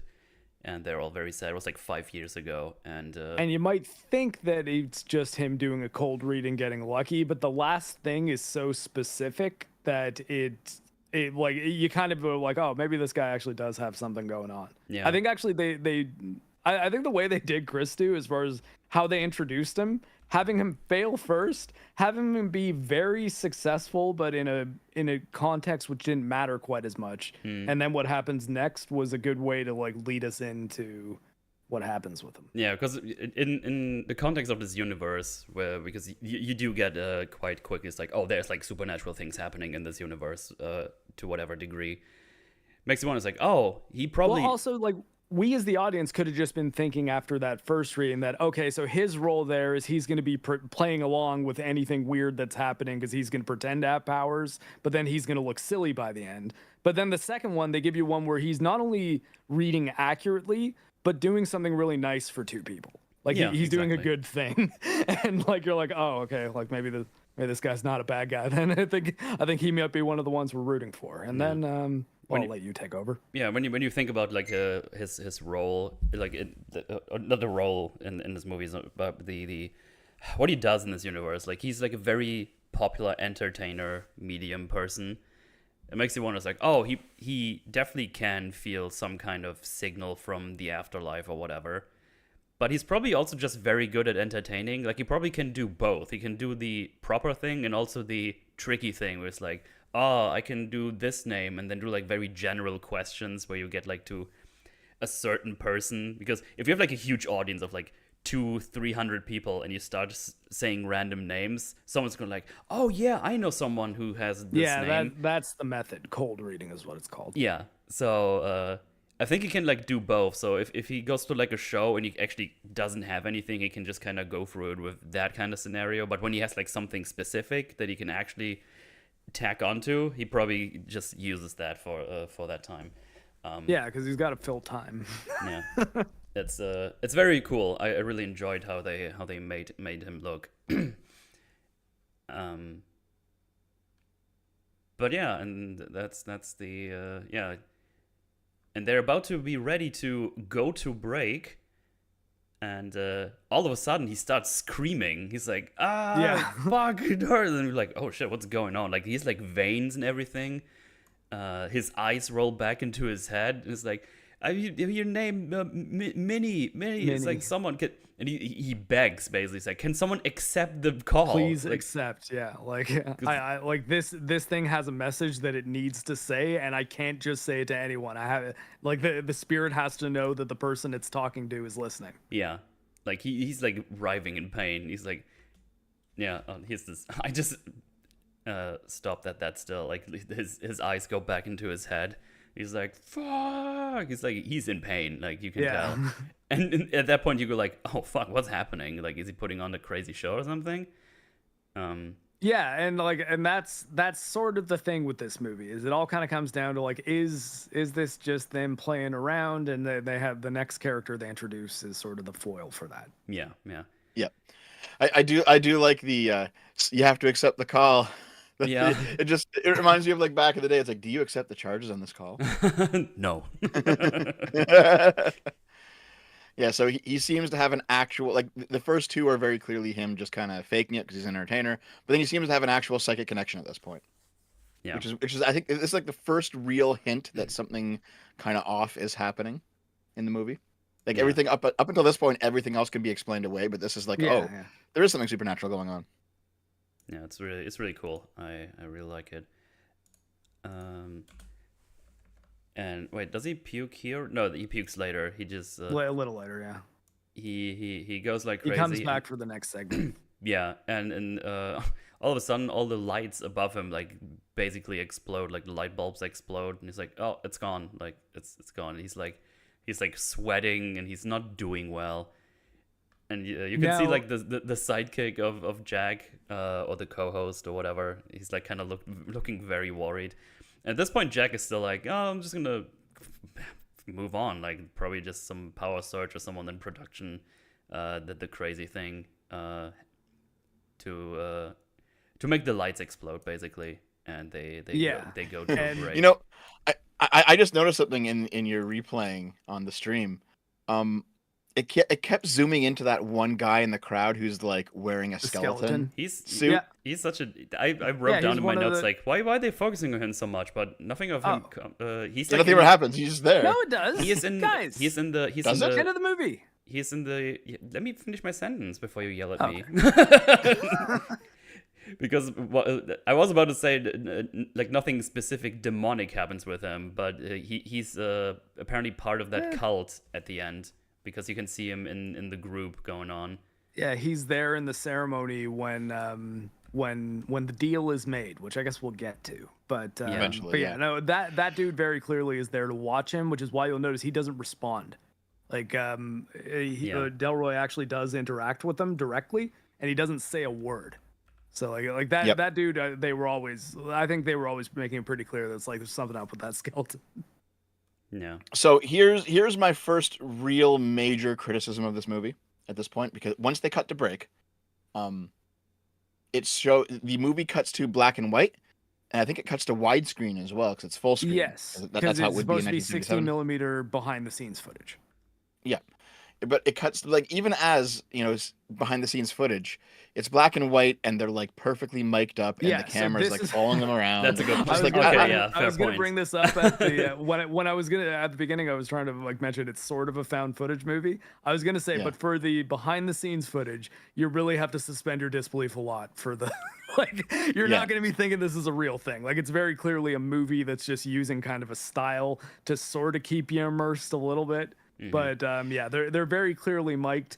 And either they had camera people walking all around that studio, and everyone. I mean, you know what?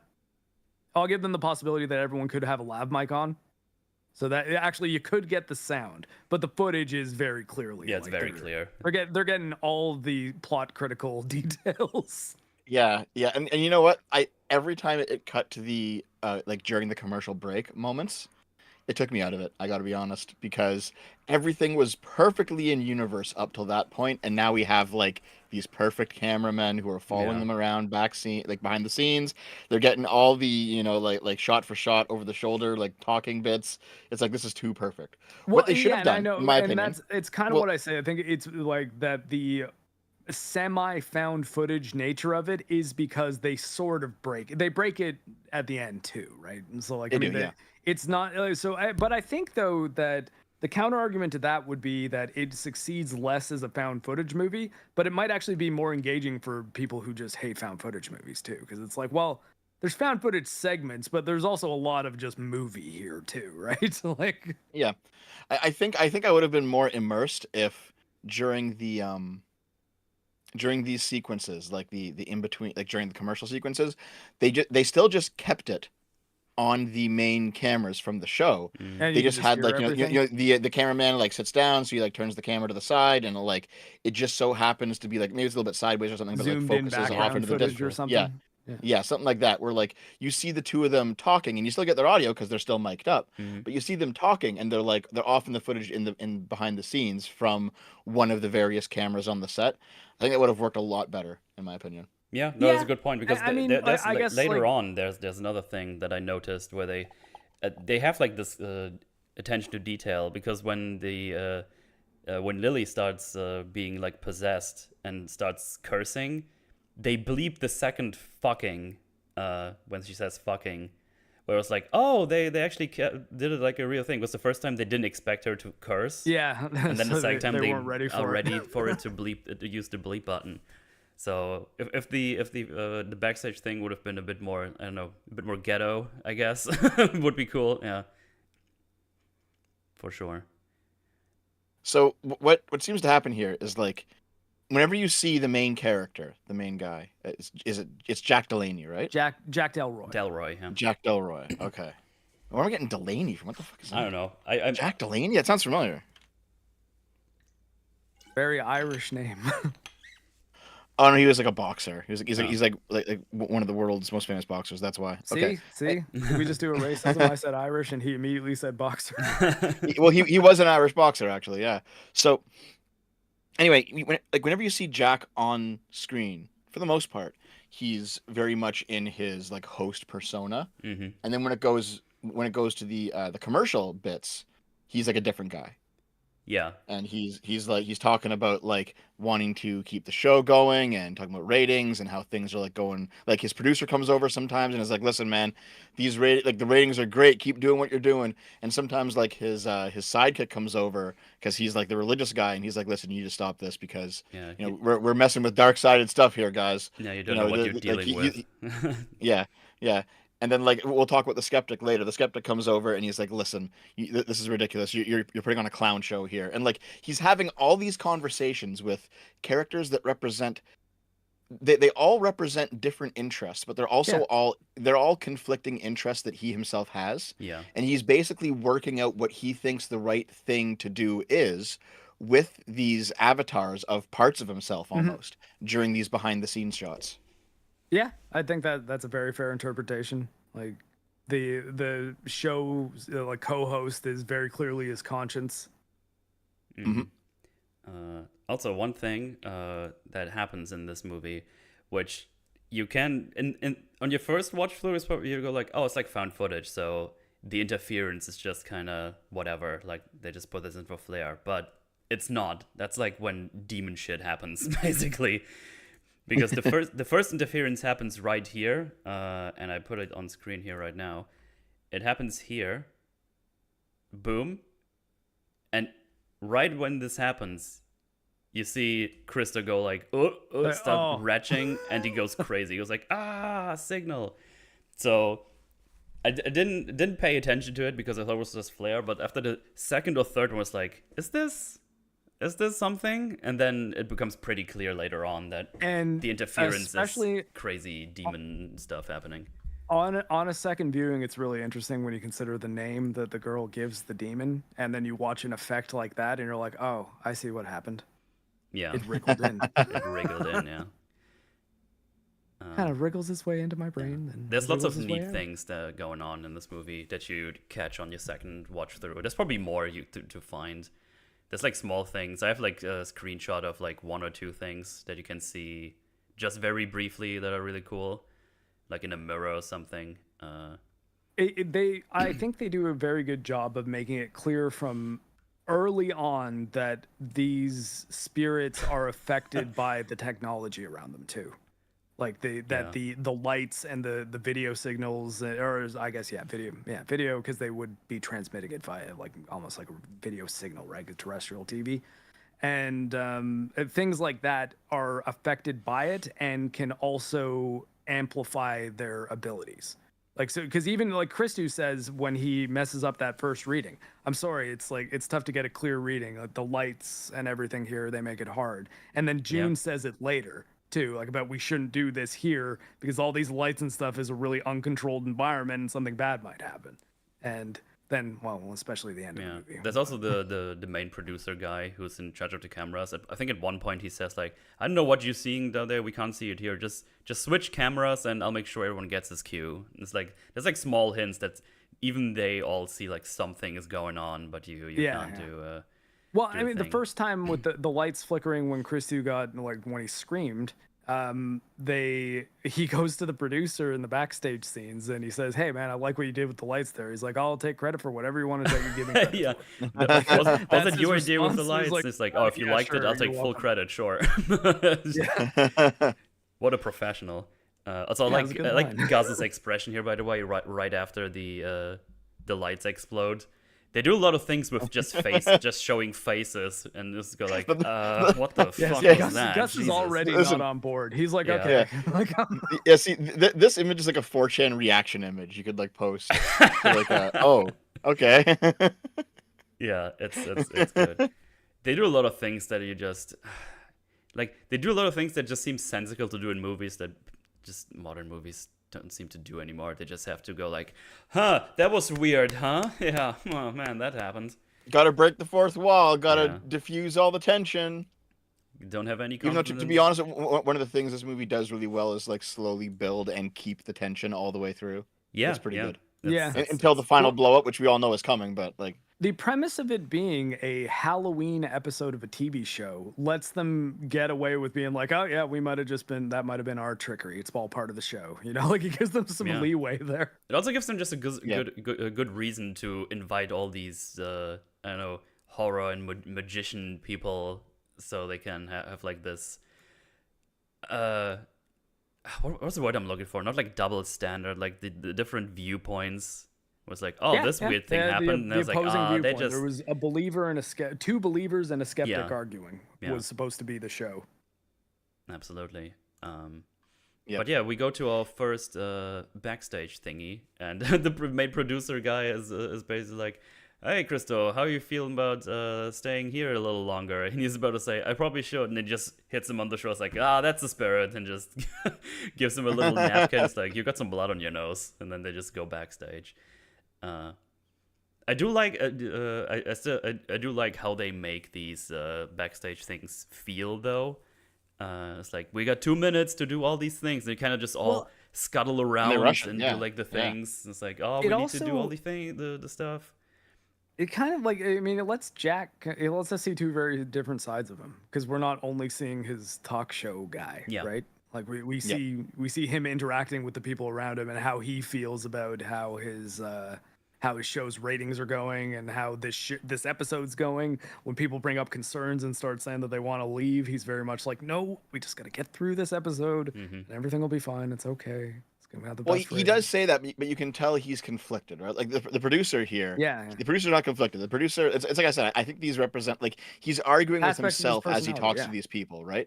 Because the producer is the guy who only cares about the show and ratings and money, and Jack is definitely also that guy. But then when he talks to the skeptic's talking about the quality of the show and, like, how could you debase yourself by making such a stupid farce of your career?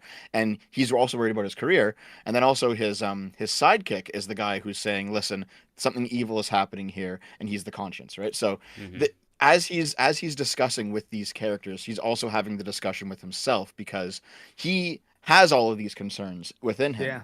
And he's like, it's almost like he's being pulled around, but he ultimately keeps the show going, but he clearly has some misgivings. There's also another big but factor. They apparently have like one of the main analyst guys or something in the front row, something like that. They say with his wife. Yeah, one of the so they kind of want to impress him, and they want to meet him. It's like, hey, can you go meet them? He's like, I can't meet. I have a show to run. It's like, come on, they're in charge of. They have like a big role in putting out the fundings or whatever. And he's like, fine, well, I'll and do his it the whole thing second. is like, look, I'm under break. a lot of stress right now. Like, I mean, I don't have time to kiss ass. I don't have time to I'm kiss ass, I'm in the middle of a show.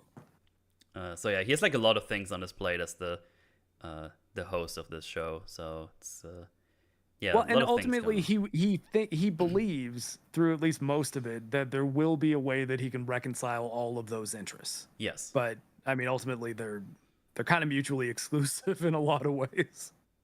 Yeah. Yeah, and then there's also Gus still being like, I don't know what's going on. they got some shit cooked up back there with knives and shit. The crew's kind of concerned. It's like, don't worry about it. It's gonna be fine. Just go back to your spot. It's like, okay. And he also asks about if June and the girl, did they land? Are they fine? Are they here? It's like, yeah, don't worry about it. Just do the thing. We're gonna get this on the road. And it's like all intertwined with just producing. It's like, oh, we're gonna go a bit long before the second break, and we're gonna do this next. So it's like a nice mix of just what happens between in the break and in his head, basically what he's concerned about. It's well balanced. I like it a lot. Yeah. Should we do the second segment then? I think there's sure. nothing more to talk about in this mid part, because I think the second segment is when there's that AI. Yeah, that just popped up. Yeah, I showed it on screen. yeah. I think the second segment is when they introduce, the counterbalance to Yes, Christo, that's the skeptic Haig. character, Haig. right? Yeah. Carr. His name was Haig. Was it? Hold on. That was Carmichael Haig. Yes. Yeah. Carmichael. Yeah. Right. Yeah. I've written down they Haig call for him some Carr. reason. It was easier. Okay. Yeah. Not yeah. really. It's the same amount of. Never mind. That guy. Yes. That guy. Yeah. So Carmichael shows up, and from what I remember, again, it was like 2 months since I've seen the movie. I have a good memory of it because I really liked it, but it has been 2 months. From what I remember, Carmichael was like a former magician, so he knows all the tricks of like how to, like, sleight of hand and how to make a crowd believe in magic. But he's like, nope, I know all the tricks. I know it's all fake. It's all art. There's no actual magic here. And he's now like become almost like a MythBusters kind of guy, right? Where he goes around debunking stuff too, like the Conjuring main characters. Like he actually says that, like, I went to go do this haunting because they were busy. Yeah, I think it's an interesting way to put a counterbalance in here, because he knows all the entertainment stuff. It's like, yeah, I was a magician, because he basically says, oh yeah, I know it's all fake, but I'm honest about it, and I'm still put on a show for people.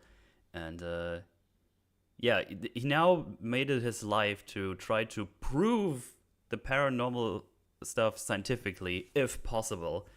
So he basically has like this foundation going around trying to find solid proof if there's anything going on, if someone claims they can do a thing.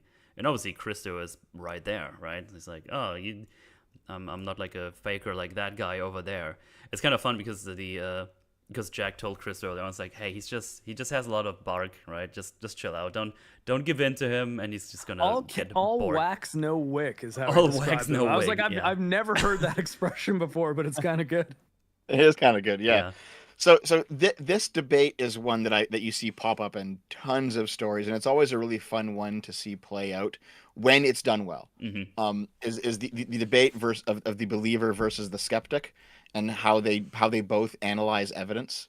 It's always like a fun thing to see the back and forth between these 2 points of view. Yeah, and I think it's neat because we're seeing it from a perspective where we're almost in on the fact that like Christou is very clearly like telling the truth at this point, because they're like, you see things like moving around in his veins. Did you notice that? Yeah. Like when he's on the couch here, it's like, well, no, there's clearly something going on with this guy. Yeah, his status is kind of deteriorating. Christou's, he's just kind of sitting there, and goes like, just coughing. Oh, another fun bit I just remembered. When they go to break, he has like, oh, you need something to drink. You want like a bourbon or something? He's like, just water is fine. And Lear is just like, well, just water here. I'll see what I can do. Yeah, like I don't know. Do we have water here? I know we have bourbon. That was good. Yeah. And yeah, apparently the thing is that Haig that he does like, well, I have this check on me at all times, over 100,000. If you can prove me wrong that there is actually some supernatural stuff going on, you can have it and you can do the thing. So that's kind of comes another thing where it's like, oh, you better want to try to prove him wrong so you get that cash. And at this point, Christou just gets angry at him because he keeps like nagging him on. It's like, oh, look at this, just be honest about it. You're just a faker, just like me. Like it's kind of interesting because he doesn't really put himself above him. He's just like, hey, come on, I know what you're doing. Like we're in the same boat, but I'm honest about it. Like I'm telling everybody it's like just a trickery, right? Like I can do this. Yeah, I know your methods. We do the same stuff. And that's the interesting thing because every time something happens, it's like, oh, that's just this thing and that thing. And at some point, a little bit later on in the movie, he actually does a thing where you go like, oh shit, maybe they have been tricking us with hypnosis or something. It's quite fun. I love that ultimately Haig has supernatural hypnosis abilities. Yeah, he has like some crazy hypnosis powers. I think he's also like introduced as being like the first one who did mass hypnosis to like a whole audience. Yeah, they do at least mention it earlier on. Yeah, right. And he does that later. It's kind of interesting thing as a device here.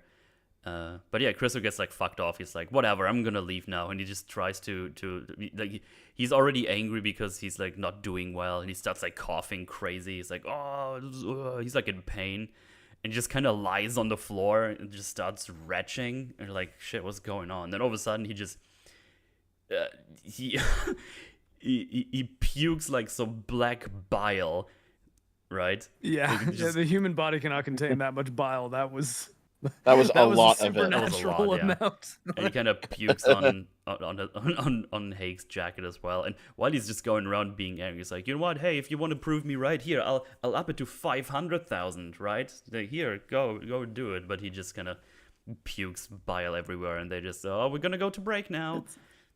Well, no, they cut to break as he pukes into the camera. Into the camera. Oh, really? I didn't even notice that while I was doing the notes. It's really good, actually. That's great. Yeah. Oh, did I not notice that? That's awesome. Hang on, let me see.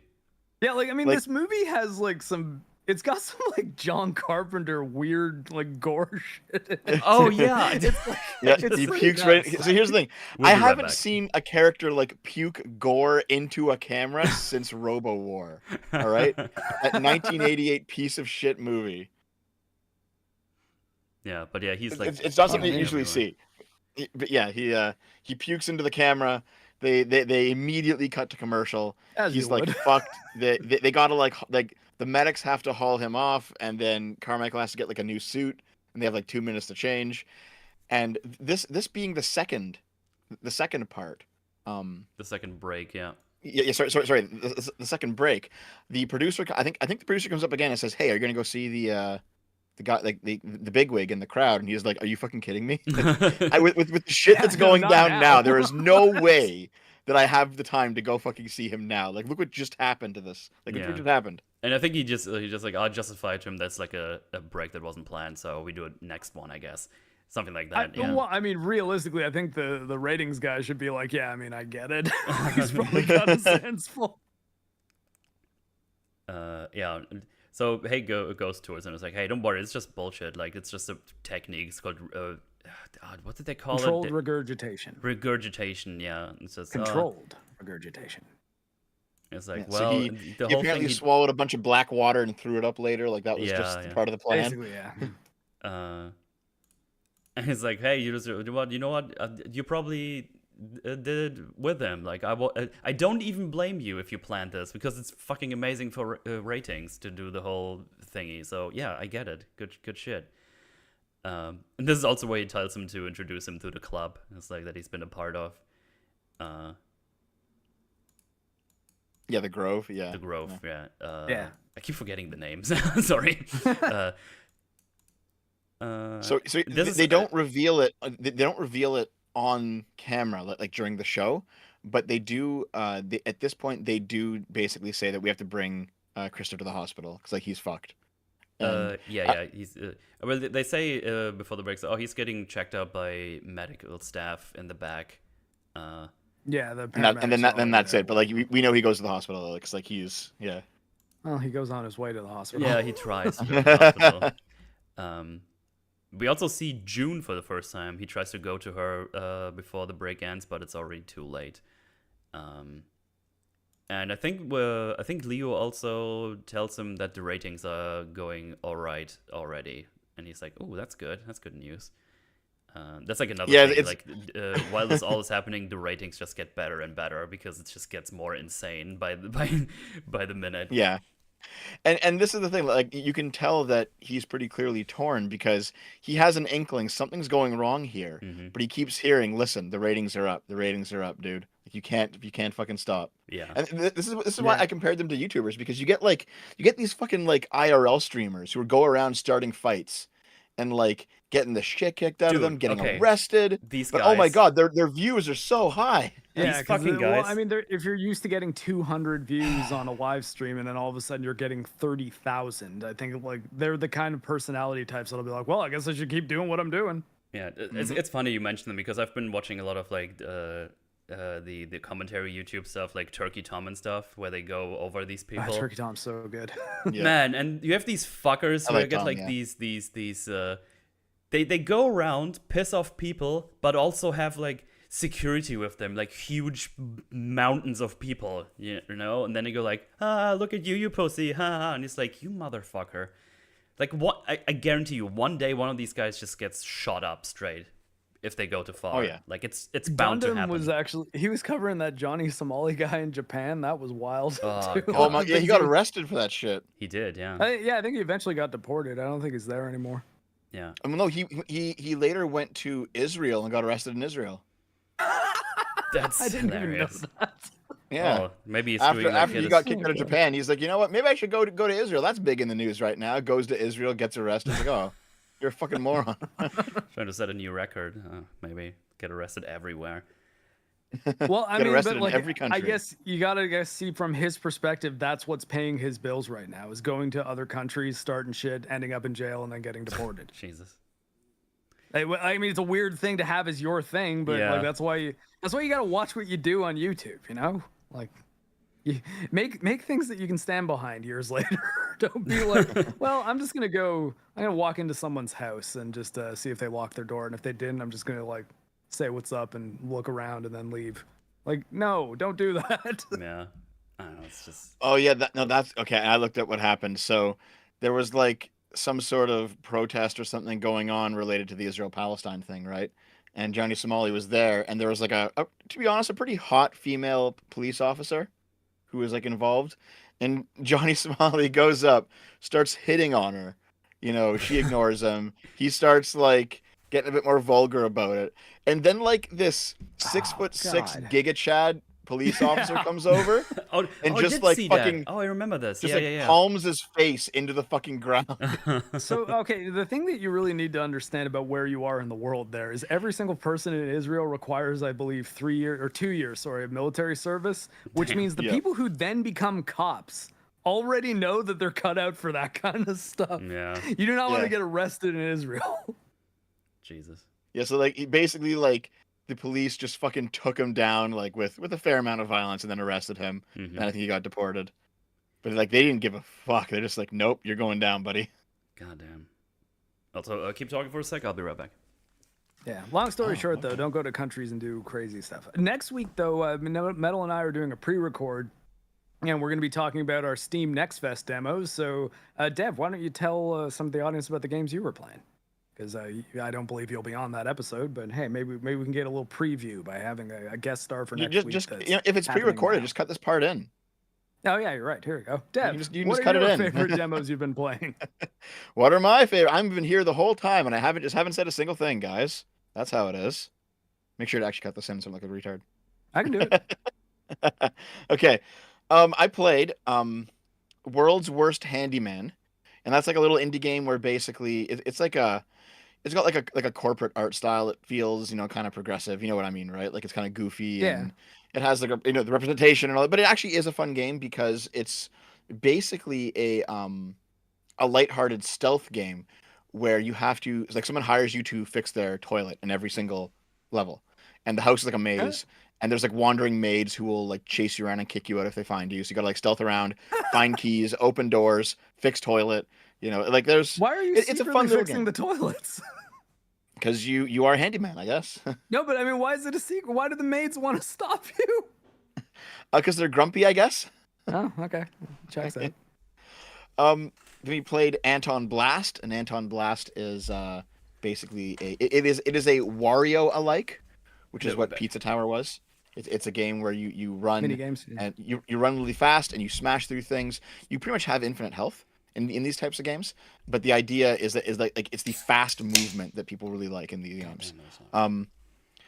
Mark of the Deep, which was just some terrible top-down brawler that just fucking sucked and is completely generic. Motor Doom, which is like a Twisted Metal alike, made in the PS1 style. It was really fun, but it was an alpha, so it's like very early, and you could tell it was an alpha. Mm-hmm. And I played We Took That Trip, which is one of those indie walking simulators, and it was honestly really fucking annoying because like there was at the very start of the game, you like wake up on the beach, you're like, I'm done vacationing, go over to my van. You go over to the van, and the van you have to like actually drive it like a car. So you got to put it in gear, and you have to like make sure that the parking brake is off. But also like it had truck simulator. it has a Mr. Fusion style like fuel system like from Back to the Future. So as you drive along, you got to stop and pick up garbage and put it in the Mr. Fusion to get more fuel. And then you have to like if the car won't start, you have to like push alongside it to get it going and then start it up, like hop in while it's rolling. Like it was honestly, I know the point of the game is to just play around with the intricacies of the van, but the van was so fucking annoying and half the shit didn't work, so it was a demo. I said, I'm just gonna stop. I'm just gonna walk. I'll just walk along this road. Fuck it. So I just abandoned the van, walk along the road, and after about 10 minutes of walking, I realized that the game actually only generates the world around the van, so you just fall out of the world eventually.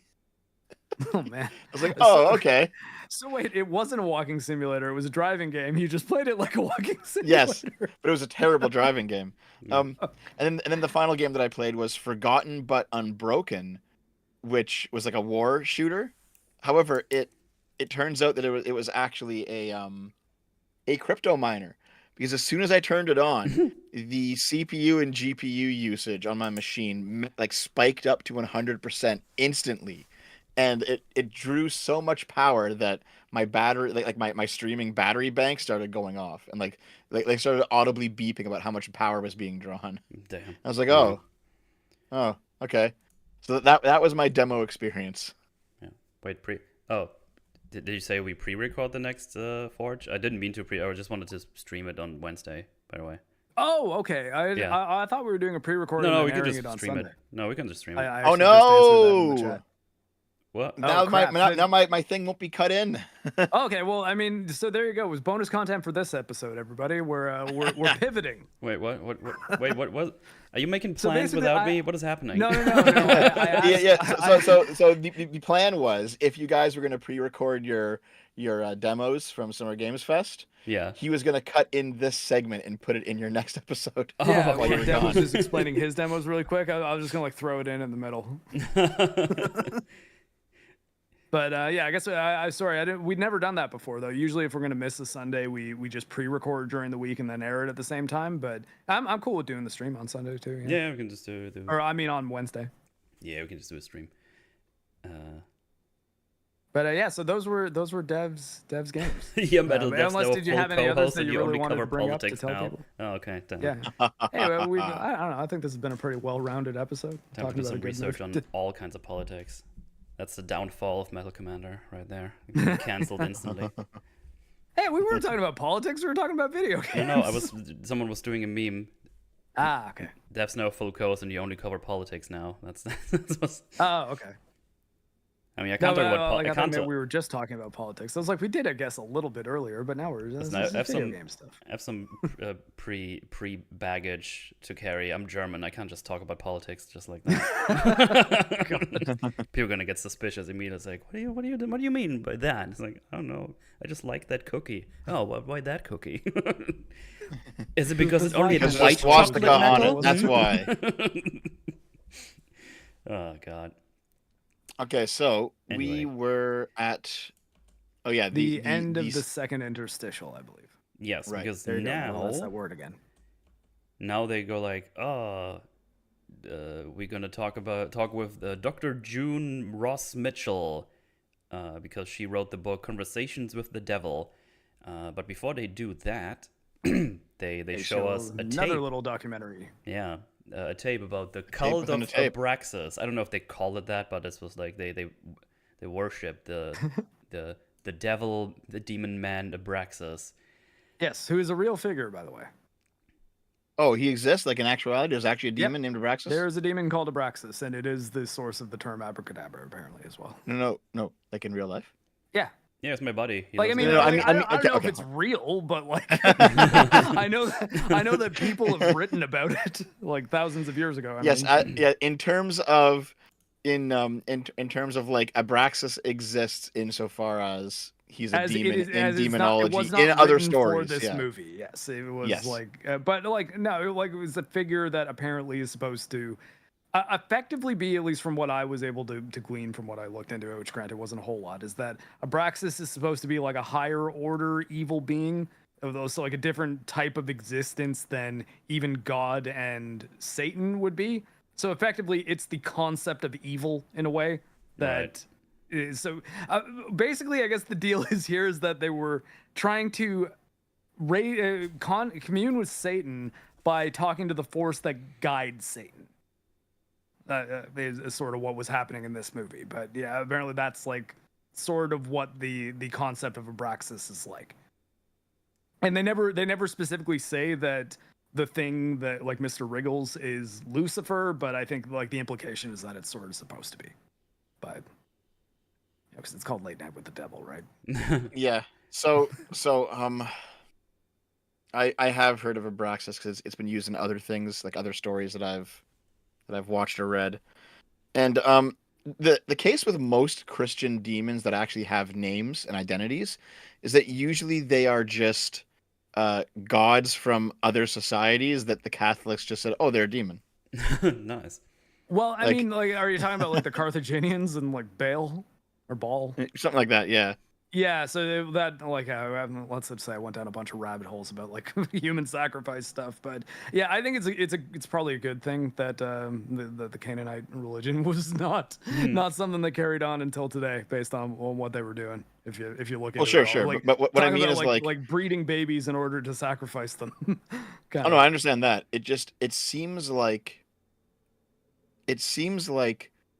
most of the time, because I don't think there's actually mention to specific demonic entities aside from Lucifer in the Bible. I don't think that's in there. It might be, but I don't think so. I think most of the actual like canon demons in the Catholic faith are just Catholic judgments of non-Christian religions and their gods, and that just kind of became like a list of demons that Christians call upon nowadays. Well, but I Anyway. think it kind of exists in the way that our god could exist, but Cthulhu exists on a plane outside of like our reality, right? So it's like, there are forces that are more powerful than our deities, kind of is like what it seemed to be from what I could glean from the Abraxas story. So that like the deal is it's more like more the concept of evil itself, and like I don't know. I guess I'm not explaining it very well, but maybe I'll do some more research and get back to you on it. Yeah, I want to see It's that weird religion stuff, I'll tier say that list much. next week, please. Yeah, religion tier list. Religion tier list and their demons. There's also a lot of owl imagery here, and that's another thing that's. Oh yeah, the show is actually called Night Owls too. It is. Yep. So basically what happens here in the footage that you're showing is there's a cult going down somewhere in LA, and they rescue this little girl from the cult. However, the cult was like a 1970s hippie demon cult, so it was very clearly like one older dude with a giant beard and then like 20 nubile sister wives that he was fucking all of them, obviously. And like they were doing like animal sacrifice and human sacrifice, and like something went down, the house burned down, and they managed to pull one survivor out. Yeah. From Well, the the cult. house burned down because the FBI was raiding the place, and they'd like sieged it for 3 days. Right. Right. So, but they decided to basically immolate themselves, and then there was one girl that was totally unharmed. Yeah. Who just was called just Lily. Yep. Which, Then they have a little sound also, Lil- sound snippet going on where they do an interview, but it all just ends with cutting out and demon screams. So that's good. Yep. And so the doctor, is it Jane? June. I think. June. Yeah, so June is a parapsychologist who has been working with Lily to try and like acclimate her back to normal life as best as she can, even like I said, because she believes that there's actually a demon inside of her. And I guess the issue here is that since we're doing the skeptic versus believer story, right? You have June's position in the story is of someone who was a skeptic and is now a believer. Yeah. So, yeah, used to think like the skeptic character. What was his name again? He's Carmichael. She's the next step from Carmichael. So you have the believer that stars as Christu. Then you have the person who was a believer who became a skeptic. That's you got Carmichael, and now June is the skeptic who became a believer. Yep. Yes. So they come on stage, and again we have like the static thingy happening. Like right before she enters the frame, there's like a little flicker going on, and you're like, oh, okay, I see what's going on. Let's see, and yeah, she seems like instantly super creepy, because she. Actually, She almost overacts it, you know. She's like looking at the camera, like, "Yes, hello. It's very nice to see you." Oh, there's a specific place right before they go to the next break, which I'm gonna mention when we get there, which almost made me shit myself. Gnostics. That's who has like Abraxas and stuff. The Gnostics. I was like, fuck. Yeah. What was the name of the group that had the religion that talked about these? It was the Gnostics. Because she starts talking because Jack just asks her stuff like, "Oh, have you ever watched my show before?" It's like, "No, I'm normally in bed by now, but I know who you are, Mr. Delroy." And it's like, "Oh, please, you can call me Jack." And then she just says, "June says you're very handsome, Jack. You're the man whose wife died of cancer." And you're like, "God damn, little girl, you're creepy as fuck." And then because June, I'm just reading from the transcript right now because the way she talks is just creepy. And then June goes like, "Lily, I don't think Jack wants to. I was very sad when I heard about that." That's Lily again. "I know what it's like to lose people who are close to you. It's lonely at first, but you'll get through." And it's like, oh, that's wise words from someone so young. And it's like, yeah, Lily has been through more in her 13 years than most adults go through in a lifetime. And then she goes on to say, "And you needn't worry about your TV show. I think you're gonna be very famous soon." it's like, wow, thank you for the reassurance. I was beginning to wonder, Gus. It's like, me too. And it's like, haha, funny. And it's like, oh, well, we're gonna go to break. And yeah, that's the thing, what they do. So that's what it is. And this is where they go to the break, and let me see this thingy right now. Where is it? There's like a specific, there it is. Look, just look at this. Like they goes like, oh, we gotta go to break. It just looks like this into the camera. Like she looks basically straight at you. She's eye locking the camera pretty much at all times. She doesn't seem to understand how humans work. Like, she's just like, oh, I'm on TV. I guess I should be looking at the camera. And she's speaking to Jack, but she's looking directly in the camera and not blinking to the degree that people accuse me of. Yeah, because the thing is, I was looking at her, and it was like such a like intense thing. It was like, is there gonna be a jump scare happening soon? Like, why is this so intense right now? And I almost shit myself because when this was happening, my phone lit up. I was like, holy shit. And I was like, oh, okay. My phone was like perfectly timed. So I was like, well, this is what I mean about the show, like really, the movie doing a very good job at holding on to its tension, because, well, we all know like she stares at the camera enough to know that a jump scare will happen eventually, and it does. But like, they really build it up because she stares at the camera like maybe like a dozen times before it finally happens. Yeah. No, she stops after, because when they go to, oh, what camera do I look now? Look at now. It's like, oh no, we're off the air. You don't need to look at. You can just look straight at me or whatever. It's fine. And I think stops like after he this. says that when they're on the show, like he says, no, you can just look at me. It's okay, you can talk to me. But after, when they go to break, she's like, what camera do I look at now? Mm-hmm. Because it's like she doesn't know that she can just look wherever she wants when she's not on the show.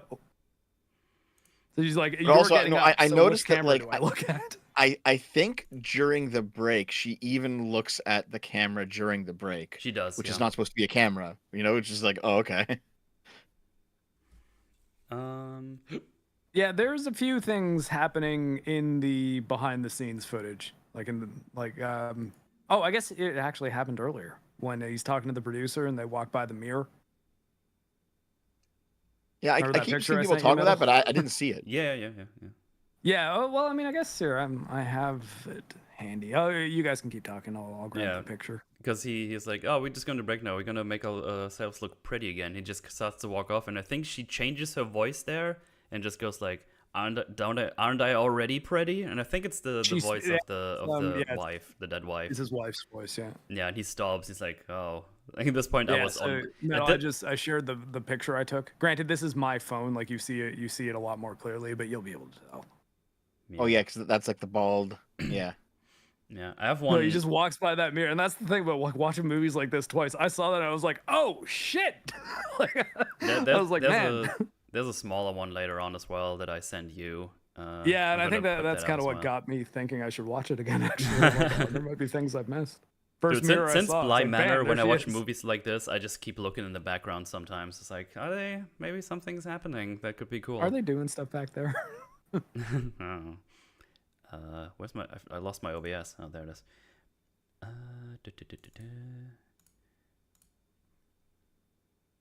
There we go. So for those who have not seen the movie that are just checking this out, remember that his wife had lung cancer. Yeah, so she's back and here. That is supposed to be a mirror that if it's picking up anything, it should be his reflection going by it. But yeah, it's just the wife's ghost looking right at him. Yep. So yeah, it's a movie with some visual density. It's pretty cool. I like stuff like this. I really do.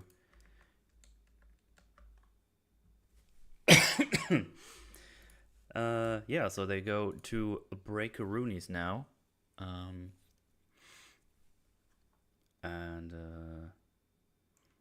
Yeah, they finally he gets to talk to June, and she tells him, well, Lydia's become more and more unpredictable, and kept saying Jack's name, And he's like, well, yeah, she was excited for the show, I guess. Like, no, like she recalled something. Like, it's really weird, and like just tons of indicators that something is going on. Like, it's like, I don't, like, this is weird. We probably shouldn't do this anymore. It's like, well, you're here now, so we at least need to finish this show.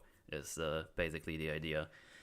Yeah. And even you get like some hints that might be something going on between them, because he seems kind of concerned if they landed safely or whatever. And even when they first greet each other, they have like a little look, like it's like a little hey, it's like, oh, there's something going on. They give the impression that that their communication at the very least has been flirty in its like style, I suppose. So that this is the first time they're meeting, but it's also like, yeah, there's an implication that something might happen there. Yeah. No, I think they've met before. They had like something going on already. I thought he just got sent the book. No, the whole thing, like when the demon thing is around, she talks about how they fucked each other already and stuff. No. She said they want to. I'm pretty sure she's referring to them wanting to. That because all she says is like, she thinks you're very pretty, Mr. Delroy. Or like very handsome, I guess. Okay, I thought. And then Jack and June went up the hill to fuck each other. Right. We're spoiling a little there. But yeah, they have like the whole thing going. He tries to get Ghost like Roy's like, no, not right now. But yeah, we now get the information right after this. Christo fucking died. He's dead. Yep. And as Leo put it, he was spewing black goop from everywhere. Yeah, and they kind of, every other time Christo's death is referred to, they say he vomited his guts out. Like, they just say vomiting. So I kind of wonder, I was like, which one's telling the truth? Like, did he start hemorrhaging from like every orifice? Yeah. Or like, because I mean, to me that's a lot scarier. Yeah, that's kind of even nasty. for the paramedic. I can imagine being on that truck and just losing my shit. Like, I don't have that many bandages. I was like, well, this is like, I quit. I was about to say I'm gonna go home, but that's it. I can't do this job ever again.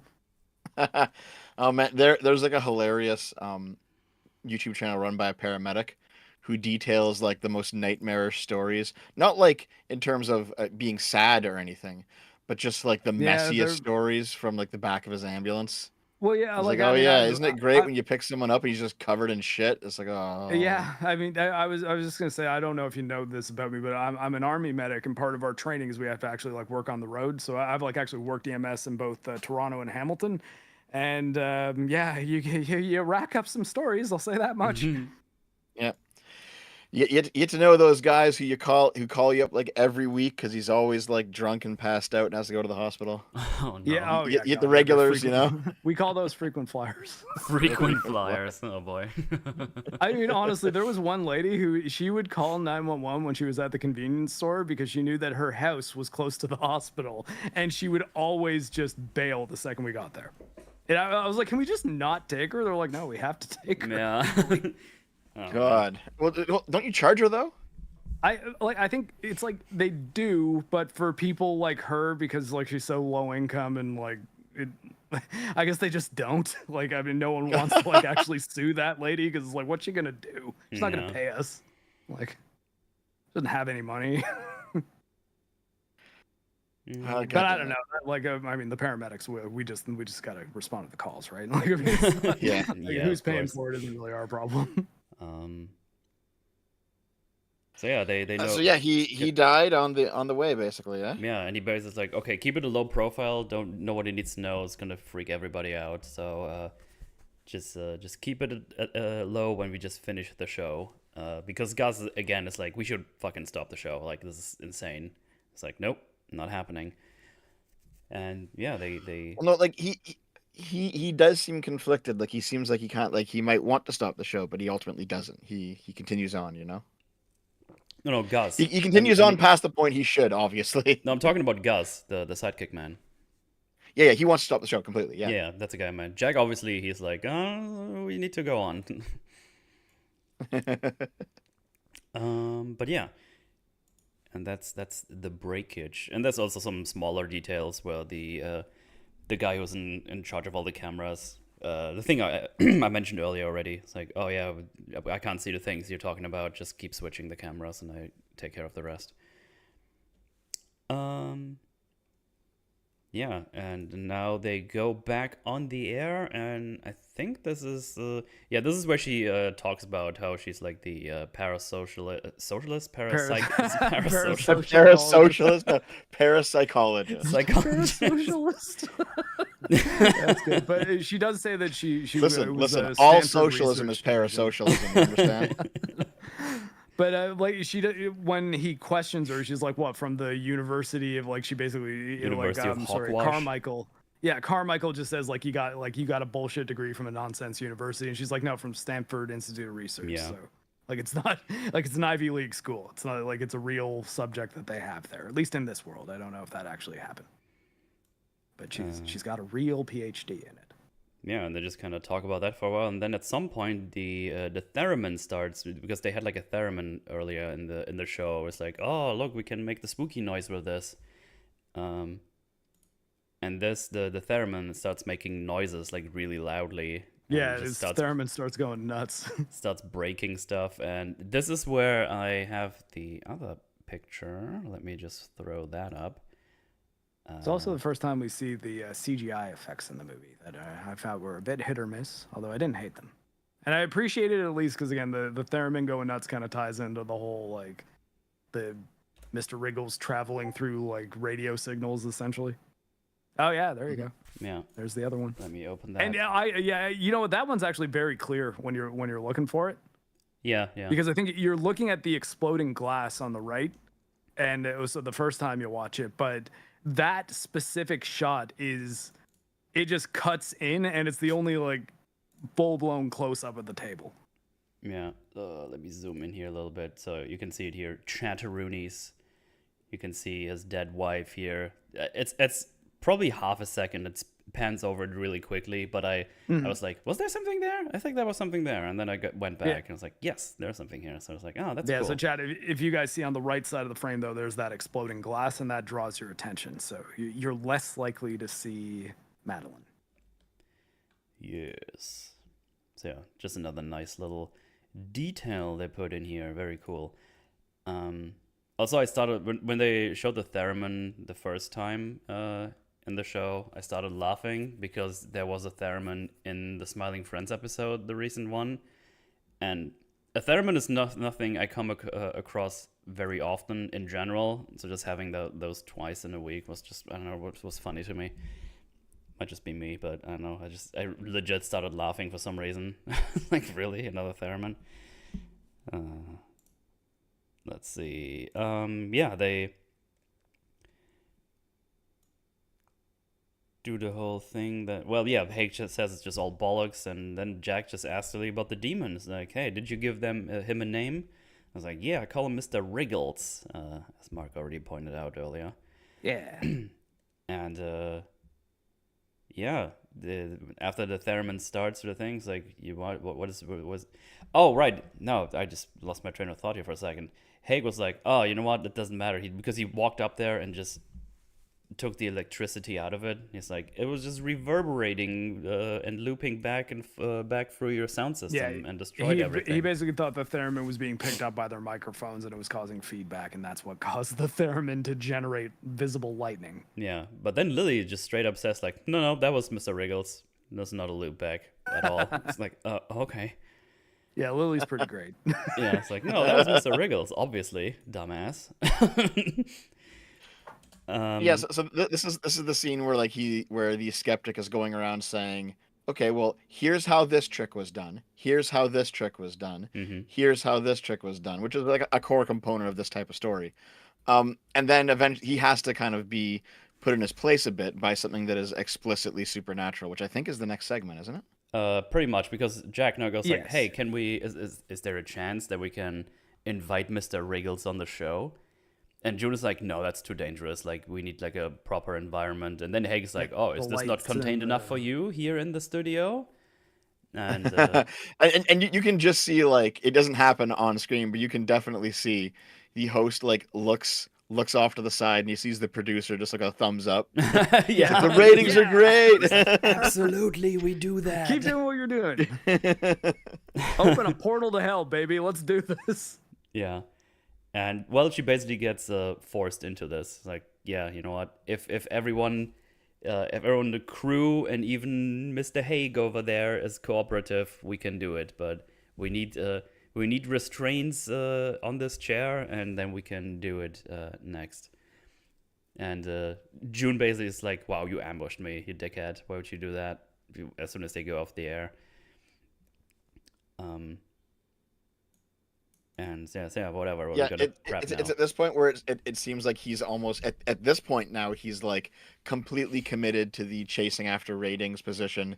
He knows something's going wrong, but he's just like blinded to the fact that this is his way back.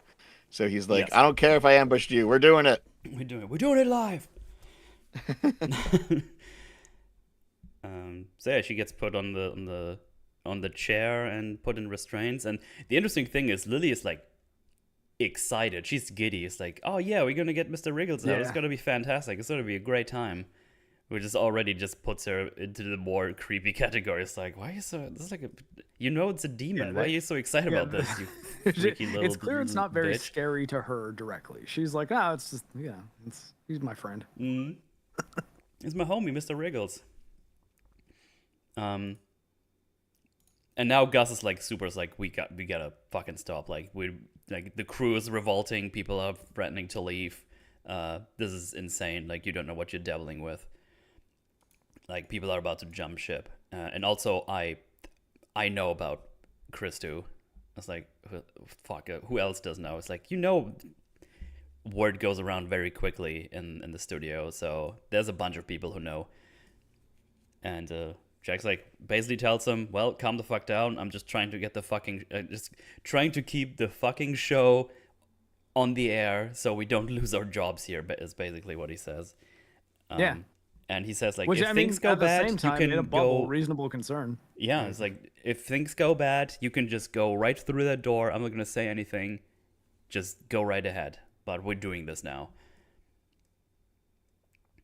Yeah, was this the part where like staff members started walking off the show? I think that's after the actual demon. This is where he says people are threatening to leave because they're like, this is like too crazy for us right now. Right. And yeah, they basically just start the next segment with, well, ladies and gentlemen, we're gonna summon a fucking demon now. That's basically what's going on.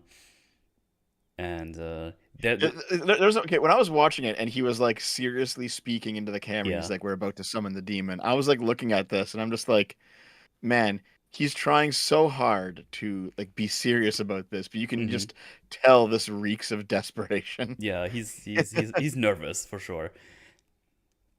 Well, because I think there is a part of, as like Dev was mentioning about the different aspects of his personality, there's a part of him that doesn't believe any of this is actually real. Like, I think he is kind of on board with like, yeah, I went to the woods with the society and I did the ceremony and whatnot, but I mean, come on, it's all just nonsense, right? It's a club. Like, they're supposed to just pull strings for me. That's the deal, right? But no, not really. Yeah, and at this point, he still had like some things to latch onto, where he's just like, oh, this was like a weird technique that they used, and this was the producer man and everything. Oh shit, I just realized another detail. God damn it. You could see Gus in the background making a little cross before they start summoning the demon. Yeah, he does the sign of the cross. Yeah. Oh, it's good. It's a good movie. I really like this movie. Yeah, this movie's great. And then they just make Mr. Wriggles appear. She does like some stuffs like, just focus on me, go to sleep, go just rest, let him out and stuff like this. To be honest, it's all very. It's all stuff we've seen before in other horror movies, right? Right. Like she like contorts herself and she does the jump scare and has like the demon voice. Like, it's all very normal, kind of. Yeah, she starts demon floating. appearance in a young girl. Yeah. Well, I'm okay. It wasn't a bad jump scare. I guess you're talking about the bite. Hold on. Well, the bite is happening. They have like a couple of frames where she has like a big mouth with gross fang. Yeah, I teeth. put it in the chat if you want to pull it up. Yeah, no, she tries to bite June. Yeah, Right? and like Like, they clearly CG'd her face just for this one quick take, Mm-hmm. yeah. this one It's shot, because like this is the jump scare shot. 3 frames maybe. Yeah. But like I didn't think it was a cheap jump scare though, because it's in the middle of an intense situation already. Like jump scares, I only find awkward, or not awkward, just annoying when it's like we're making the room really quiet, and then we have a big sound, but oh, it's just the person walking into the room. And it's like, hey, you having toast? What are you doing up this late or something? I hate those, the fake out jump scares. Yeah, they did earn this one, yeah. Yeah, absolutely. It's not a cheap one. I quite enjoyed it. And yeah, as I said, it's like the demon stuff you'd expect. Like, but you know what? I'm kind of happy if they just go back to basics instead of making some bullshit that doesn't work at all. Just like at this point, I'm just happy sometimes when you just keep it simple and don't just destroy their stories with like doing crazy things all the time. Yeah, oh, and I mean, it does get a little crazy, but this scene is pretty straightforward exorcist stuff. Like, if you've seen a demon possession in a movie, that's you know what to expect here for as far as like what she's doing. But I think the actress does a great job in like both of her roles as like the possessed version and the creepy kid. She's very creepy and very scary. Yeah. And yeah, she or I guess the demon realizes, oh, Jack is here, huh? It's like, I don't think we've been acquainted before. So that you can actually see that one short frame of his dead wife here before they show the flashback. I thought they put that in after. That's fun. Wait, can you see? Oh, really? It's there? Yeah, I just saw it pop up. Now I wonder if you can see her as well in the background. Let me just pause I remember here. seeing a we frame. We can't see it unless you take off the Metals Forge thing. Oh, I'm still trying to get the frame. I do remember seeing a frame flash that I actually did stop on, and it turned out to be the shot of the moon, like through the trees. Okay, look here. You can see the face I don't remember here. where it happens in the movie. Oh yeah, she's there. Yeah. Yeah. Oh shit! I did not see that one. Oh my god, this movie's really great, everybody. That's fun. I like that stuff. But I don't think you can see her in the background here. Unless it's like legit only one frame where it happens. I would need to go frame by frame for that, but I'm not doing that right now. But yeah, that's like, see, like while we're talking about this, I just see new things. So this just in the background. This is fun. Yeah. Yeah, So at this point, details. this is when the demon's having a conversation with the host, because the demon's like, "Hey, I've met you before. It's back when you were part of that cult, and you said you were summoning demons." Trees. Yeah. Tall And two this redwoods is are this is very probably tall. like the first real hint that the group that he went to in the forest actually was like a real demon summoning cult or demon worshipping cult. Yeah. Mm-hmm. Yeah, it's good stuff. It's also like it's the demon voice, like I was trying to mimic there, as well as the actress's voice. Like it's like double tracked. It sounds pretty cool. But yeah, and then she does like the whole thing. It's like fucking each other's brains out, and it's like the whole the thing where the first Jack time and June went up the hill to fuck each other's brains out Yeah. over and over again. then the first time they let it through, and the second time they bleep it out. It's just fun. Also, let me see. I can get this frame with the face. Yeah, look at it. Looks so gross. Look at this. Yep, just for one quick shot. This is the jump scare shot. Yeah. They give her a big mouth with a bunch of teeth. Yeah, because she's like she actually punched her, like slapped her in the face to get like Lily back out, because the demon is just kind of going crazy, just saying rude stuff, and it's going like, "Oh, you all suck," blah blah blah, and then he just slaps him, and the demon just kind of pretends to be gone. And I was like, "Oh, I'm sorry," and he's like, "Ah." Yeah, why would you hit me? Why would you hit me? Like, I'm sorry, I just had to get it. Ah! See, it was just a lull in an intense scene. It wasn't like they go to full blown quiet. Yeah. Try to really milk it and then just make a really loud sound. And then she gets like an owl amulet out and says some Latin stuff, I think. I don't know. Maybe she. Yeah, she does some kind of incantation which gets the demon out. Yeah. But not before the demons start floating around a little bit. Yeah. Which, that's probably the one CGI that looks a bit iffy. I was like, oh, okay, you can see that's not a big budget, but it doesn't like hurt the movie a lot or I anything. think it looks fine. And they lifted her up off the ground. Yeah. I get it. And yeah, but then she comes back and we go to break. And I really enjoy this whole segment. I think it's pretty cool. It's, even with the shoddy CGI, really good they keep it simple. sequence. It's pretty intense. Like everything is quiet. Like the whole audience goes like, oh, ah, and stuff. Yeah, I like this a lot. It's a cool little segment. Also, you can explain that the lights dimming is Mr. Wriggles, but also if you were a skeptic, you would think that they're dimming the lights so that you don't see like strings that are being attached to the chairs or something. Mm-hmm. Yep. Yeah, so I think it's this break where people start walking Yes. off the set. Like they start losing the cameramen, they start losing like makeup people. People are just going home at this point. Yeah, absolutely. And at this point, it's like, oh man, this is crazy. We have to go to a break right now. And she just gets June to the side and it's like, yo, this could be like a regular spot or whatever. Like, this is insane. We have to do this like all the time. Like, he's like, for a little bit, he's like in like full host mode. Well, because like, I mean, if you have a weekly spot where it's like Friday nights, you talk to Satan for a little. Yeah. Like, I mean, yeah, I guess people will watch probably.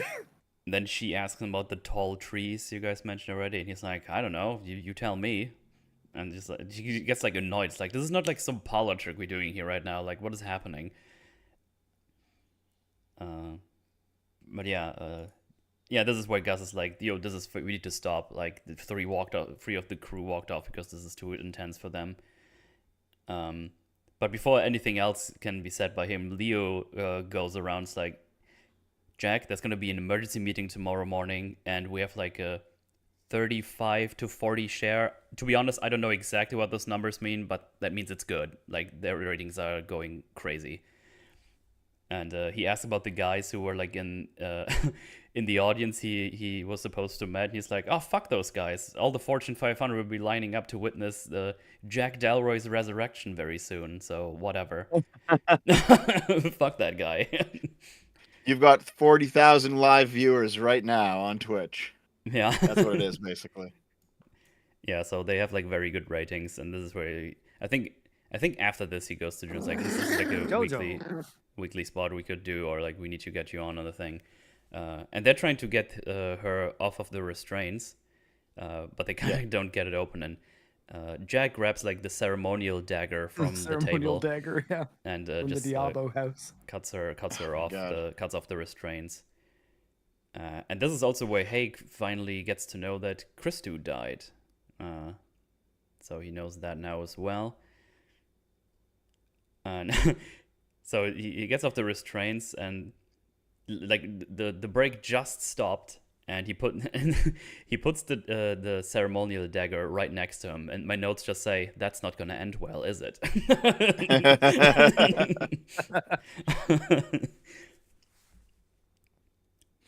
Good old Chekhov's dagger. So yeah, Haig now is like, wow, Christo actually died. That's insane. But he's basically now, he's going to make it his mission now to prove that this was just all hocus pocus. This is all bollocks. Sorry, I thought I was muted. That's okay. She's a good puppy. Let's see. Where was I? I just scrolled through my notes too quickly. Well, yeah, I think the next sequence of the movie is this is like the skeptic's interrogation of what he just saw, Yeah. which is a normal part of this kind of story. So this is when Carmichael comes out and starts saying, okay, so the levitation was obviously wires. Mm-hmm. You obviously had like voice recordings or like voice modulation for the demonic voice, makeup and acting. Like you guys have done a very good job here. You're very talented, but there's nothing supernatural going on here, and that was his view of it. Yeah. The broken glass was just like vibrations. Like he has explanations for everything. Pretty much, yeah. He says like their stagecraft was phenomenal. Yeah, Yeah. exactly. And he's like, yeah, but did you just see all this shit happening? Like, that was insane. How are you gonna explain this? And he's like, well, he just rubs his little fingers. And he's like, well, fucking watch me. I'm gonna get some tricks up my sleeve here as well. And he basically does a mass hypnosis that goes to the audience, Including us. and also Including the viewers, the yes. viewers at home. So this was actually a really interesting sequence because he says, "Listen, I'm going to hypnotize you, Jack." So they set up the situation. He pulls out his I think it was a watch. Yeah, it's a watch and turns like to the thing, but he gets Gus, not Jack. Like, Gus is already not on board. Right, Gus, he doesn't sorry, want to be sorry. here anymore. Yeah. He's like, oh yeah, sure, I'll Why volunteer. are you picking Gus out of everybody? Poor Yeah. guy. Well, he's the believer, so he's probably the most likely to be hypnotized. He already believes in this stuff. Well, I guess the idea is he's also the most likely to want to not want Carmichael to be right, like to not be It just also on just the goes skeptic position. also goes perfectly with just a whole late night talk show scenario, because the sidekick is always the one who gets the shit side of the stick.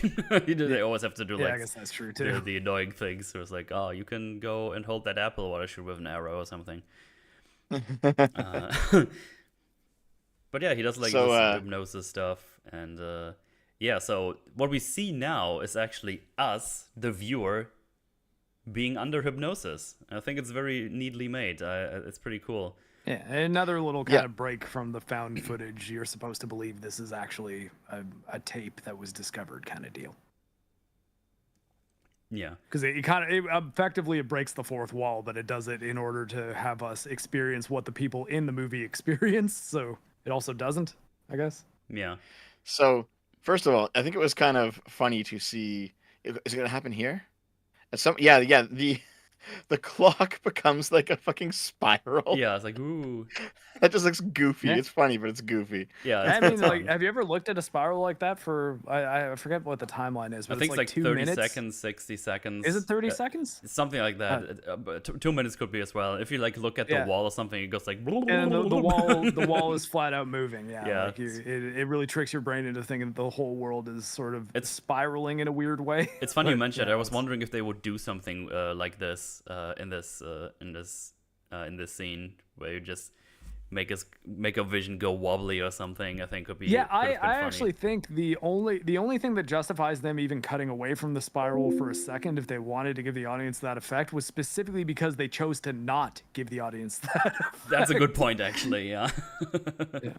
Because otherwise, it probably would have been more convincing if they did just leave it on the spiral the entire time he was speaking, and then did the cut to with the flash to the watch again. Yeah, but so he does like the whole thing. Just watch the watch, I guess. Watch the watch. And it's like, oh, do you think you're under hypnosis right now? It's like, no, that's ridiculous. Whatever. And then just like the snap with the fingers, and he was like, And he goes like, oh, you don't like worms, do you? He's like, oh no, they're gross. They have like no eyes and arms, and they're naked. It's gross. And he just is like, oh man, I'm getting itchy, and it's like warm. And then he's like, oh, I need to... Takes off his coat. Yeah. And he goes like, oh, it's going to be more itchy and itchy all the time. And he just kind of goes like, oh, what you got there on your throat? It's like, oh yeah, I did nick myself with the razor while I was shaving myself. Well, he's like, oh, did you now? And then it's somebody's like, oh man, but I'm just so itchy all the time, everywhere. What's going on? And at some point, he just basically rips open his belly, and there's just worms coming out. And he's like, ah, Well, first they start coming out of his neck, and it's like this goes into full blown like The Thing makeup territory too. Like, Yeah. it gets pretty crazy. What's interesting as well, though, and like he does that, he tries to stop the hypnosis with the snap because he's being very uncomfortable, and it doesn't work at first. And he's like, wait, that's not supposed to happen. And he does like a little movement, like a little magic dance or something. It's like, baba, awaken or something, and that works. And yeah, it's like there's like a big worm coming out of his eye as well. Like, it looks like really nasty. But the big worm comes out of his eye between him trying to snap and him doing the sleep dreamer now awake thing, that like the incantation. But I thought that. Well, at first I thought it was like I got tricked because I thought, or well, I guess depending on the interpretation, I thought I got tricked because I believe that he did lose control and that this was another really crazy thing that was going down. Yeah, I think everyone But I think thought the that. idea They is did it he was pretty well, yeah. pretending to lose control for a second. Yeah. Just so you'd be like, oh yeah, see, I can even make you think that it's really real for real and that I don't even know. Like it's part of what'll sell it. But anytime I can just say these magic words and stop. Yeah. So what I also like on top of this, so they do this whole thing. It's like, yeah, this is all hypnosis. It didn't actually happen. I just tricked you. They do a thing where it's like, oh, this probably didn't work on everybody here. So it's like, audience, did somebody actually see worms happening? And just like a couple of them were just hold up their arms. No, like, I think the only people who didn't see the worms, they said there's a couple of you here, and my theory is that the people were the guys from the Grove, like the skeleton and maybe a few of the other dudes that you see in the costumes at the end.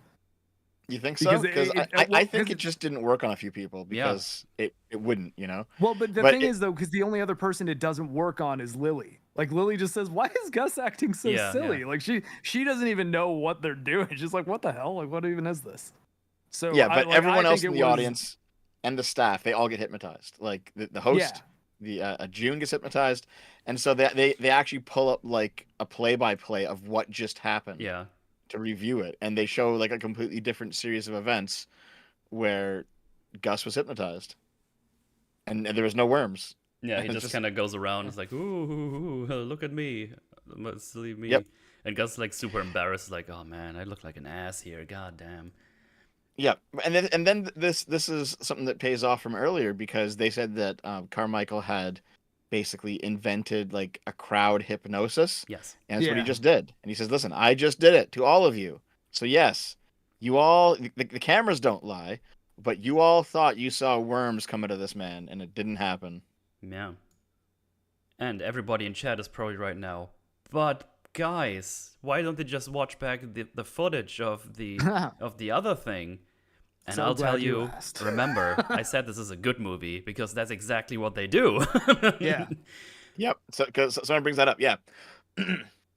Someone says, "Well, we can do that too with the other events." So they bring it up. Yeah, Lily actually they says go back. that. It's the funny thing. It's like, oh, if you're willing to do this, we should probably do the same thing for our thing, Yeah. right? She sees that and she's like, oh, I gotcha. Yep. Yep. So they rewind it back, and what they discover is the ghost of Jack's, dead cancer-ridden wife floating around behind him, watching the events. And I think what's crazier is for the skeptic then latched onto that as a way out, a way to explain that he's just in on the trickery and it's all just trickery. Like, how else would they have gotten a frame of Madeline in there if it were not for Jack setting this all up? Yeah, just did Well, like it's also less evidence probably would have convinced him more. Well, it's also because earlier in the movie, Christo said there was a message for, was it Maggie? It was Maggie. Minnie, yeah. And I think it's at this point where Jack comes out and says, "Listen, it's a secret. It's a secret, but it was a private nickname, yeah. That was a private nickname for my wife." Mm-hmm. So it was that fact combined with this ghost being added into the shot makes Christo say, "Okay, Jack, you're in on all of this. You set all this up. You set up the guest. You set up the effects. You set up everything, and you're just a fraud trying to save your failing career." And the big thing is, like, his big criticism from earlier in the movie was a lot of people kind of thought that him having parading his wife around was in bad taste. So Carmichael's like, "You're doing it again. Like, you're just parading your wife around and trying to get ratings off of it." Like, he gets really indignant about it. But also, like, from Carmichael's perspective, he's about to lose $500,000. So yeah. But yeah, they go through... that's his motivation, which makes you understand why he's like fighting tooth and nail to just not be like, well, I mean, this is pretty convincing. Yeah. Well, but he also this is how you would react if you believed that everything was being set up against you. Oh, yeah. It's not like it's unrealistic from that perspective. Yeah. No, because he's been trying to give people the chance to prove him wrong, and obviously he's going to be very defensive about it if anything happens that he can't prove. Have a lot of scrutiny. No. Yep. So like they He started also ups arguing. it from 100,000 to 500,000 too, like on the show. Yeah, as I put Yeah. up on screen here, So this is they go through the footage and Jack actually sees something. He's like, "Wait, can we stop there and go like frame by frame?" And then you see like his wife behind him holding his hand. frame by frame, like it's fucking Adobe Premiere Pro or Yeah, something. Well, I mean, like if it's videotape, you actually can do that. No, I know. It's just funny. I'm old enough that I first learned how to edit on like a VHS tape they editor. just go enhance. Yeah, so did I back in the day, enhance, and yeah. they go like into an eyeball and just Yeah, do yeah, reflection. but there's one we could track the image. like a CSI. The difference would be the frame would not be nearly this clear. Like Oh, a single no. frame No, of video footage paused, it doesn't like it. It doesn't look like that. It's constantly moving. Yeah, looks like Mr. Freeze. What killed the talk show? Does it look- The Ice Age. The Ice Age. It does look like Mr. Freeze. Oh no, wait. You know who this is? This is that like woke Mrs. Freeze character from the upcoming Suicide Squad DLC. Oh no, that girl's way more built than this lady. Have you seen that? No, Metal? I stopped paying attention to the game after I finished it. Yeah, I didn't even play it, so you went deeper than I did. I fucking bought the the extra edition so I can play it earlier on stream. God, that was a fucking awful Oh, game. that hurt. That's what I did for Okay. Starfield and was pretty disappointed. But also, I was going Here. to England like the next week, so it was like, hey, here's a week that I can actually stream this game. Yeah. I haven't played Here, it since check the new out- okay. update, but it ran like shit, so I kind of Check out this image. This is Mrs. Freeze. God, yeah, it's so Oh, that so looks bad. awful. What the hell? So I here's guess the thing, the right? real Like, question is, would you prefer this image was Mr. Freeze or Mrs. Freeze? 'Cause I think there's it could be there's either, solid really. It argument could for be either. either. But which would be better news? Like I think that's the more interesting question. Oh, this So here's fucker. the thing. I sometimes take a long time to make videos, right? So I scripted out a Suicide Squad video a couple months ago, and I've been like slowly like editing it, and like that part doesn't work. Got to change this. You know, going back and forth. And as I was trying to make the video into like I'd say a decent product, I also did like the Chicago Conroy video in between. That was a big project, and like I keep coming back to the Suicide Squad video like once a week or so, and be like, what can I fix? Because but now every time I come back to it, there's like a new thing. So like the last time I came back to it, the Joker DLC had come out, so I had to like I was like I might as well play that and like get some footage for that and talk about that a bit. And then I worked on it a bit, and then now I'm going back to it. I'm like, oh my god, the Mr. Freeze shit came out. And I'm just like, oh no, I'm never gonna put this video out. It just Nope. keeps expanding. More and I mean, more. I have a big Elden Ring script that I delayed by like a year because of the announcement of the DLC that's coming out later in the week. And Metal and I were actually talking before the show. Like part of our problem is we don't really feel like playing Elden Ring because we just played Liza P and Stellar Blade like back to back. And I was like, oh, kind of like there's so much Souls likes. Yeah. But yeah, shit is about to hit the fan in the studio. Because watching all the footage again, that triggers Mr. Wriggles to come back out. And oh boy, we're going. The gore is about to start. People are about to fucking die. Yeah, she's not tied up this time. Yeah. Oh, that's actually the frame I was just wondering about. Hang on, because they cut back to Jack, and you can actually see the hand there. I don't know if you've seen that. I saw that the first time around. You see this? Oh, Yeah. Oh, that's an ugly CGI hand as well. I didn't see that because I Yeah. never paused it. I guess it's so quick that Yeah. Well, see, that's odd that they wouldn't try to do a better job on that though, because you figured they'd want people to pause on it. Right? I mean, just get someone with a hand, which you probably have plenty people of, and put a hand on his shoulder. This seems like something I've thought of later. It's like, oh, that would be cool if you put that in. Can we put like a little yeah, CGI that hand was in definitely an there? afterthought. Yeah. I did like. I just want to say though, a good part about this scene is the second he sees her. Yeah. I think his performance is really good when he kind of drops his host voice and he just goes Minnie. Yeah. Yeah. Like, the way he delivers that is really like kind of haunting, and you can tell it's like he is kind of heartbroken to see her there. Like he's like, oh god, what have I done? Yeah, he looks like heartbroken right now. And Hake is still like, oh, we can just do this. This is all, you all in cahoots. This is all bullshit. You just want the ratings, blah, blah, blah, blah. Meanwhile, Jack is being told this while he's having an existential crisis. Yeah. And now we power up the demon who, well, he's gonna show up here any second. Because I think the precise sequence of events is the oh shit, you're already playing the demon. Yeah. Sorry. Yeah. Well, the precise sequence of events is Ghost appears, then Carmichael accuses him of being a fraud while he's having his emotional moment. They get into like a verbal back and forth, and then that's when the demon like basically makes an appearance and upends the table, you know? Yeah. Yeah, and you see screen. her body distorting through the camera too. Like and they localize it to just her too.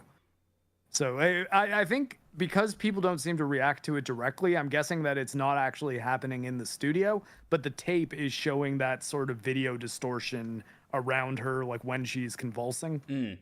And I yeah, thought but that like, was listen, done when pretty she's well. floating and throwing lightning bolts and her head splits open. Well, I mean- yeah, I mean that, like, obviously it escalates. Yeah. I guess what I mean is like this is also what took me out of it because there is no fucking way in hell. Like here, the image you have on screen right now. There is no way in hell the cameraman is staying at his post when this happens. Well, I mean, he lets go of and the camera and it's runs. kind of why, like, I was sort of careful to like not frame this as actually a found footage movie. Like this, it's a movie. It's a horror movie that they kind of give you a vibe for more so than trying to convince you that this is an actual recovered tape of a talk show. You know. Well, sure, but I think it would probably have been done better if like it's clear the cameramen all start running away and the cameras like they get let go and they're like they tilt to the side or they tilt like towards the ceiling or something. But you can it's enough that you can still make out what's going on. Yeah, I mean, think she's I think stationary. Rather than like you don't even well, need sure, to. but like, you don't even need there's to like move. dramatic That's the part close-ups though. You don't even need Like to zooming I in on guess her the face thing- and stuff. The thing is though also though that like that's just it's exactly the Blair Witch ending too. So it's like, well, I mean, yeah, you can do that, but a lot of people will just be like, okay, so it's another Blair Witch, and then if they end it with the like Blair Witch shot of the tilted camera and a scary thing happening, I think that like their intent with this movie's style was to be able to like actually like give you the satisfying You shots still of being can. able to see what's going on. The thing is, but... you don't need to move the camera. She's stationary the whole time. You can just make them. Yeah, run you're right. away You probably anyway. could have just kept it at the wide angle. Yeah, just keep it at a But wide then angle. I guess you'd probably have to do it as a one shot, or just cut to static angles only. Like, don't do zooms. Yeah, I mean they have like plenty of cameras in there, so you could have definitely done that without like doing the crazy zooms and stuff. I mean, I guess you could make the argument that the zooms were done by the documentary in post. Maybe. Maybe clear, like maybe it was all just static shots that they're zooming around, Or like digitally. the producer is like doing like this and make sure you fucking get this shot. There's no way you're leaving. Well, I mean, thinking if I was trying to cut this with a bunch of static angle footage of an old 70s TV show and I was trying to make it like an intense horror movie scene, I'd be doing a lot of post zooms and, you know, giving people really good looks. It's like, no, you don't get it. You're not kind of thinking that maybe her head split open. Her fucking head split open, bud. Like, look at it. So yeah, there's also where the aesthetic helps covering up the CGI a bit in this one. Oh yeah, I think this would look ridiculous in full frame. It would look like the end of a Marvel movie or like a CW show. Oh God, what a shame. But yeah, Gus immediately grabs his little crucifix from his like, go back to the hells or whatever, and then she just looks at him and his neck breaks immediately and he falls into the table.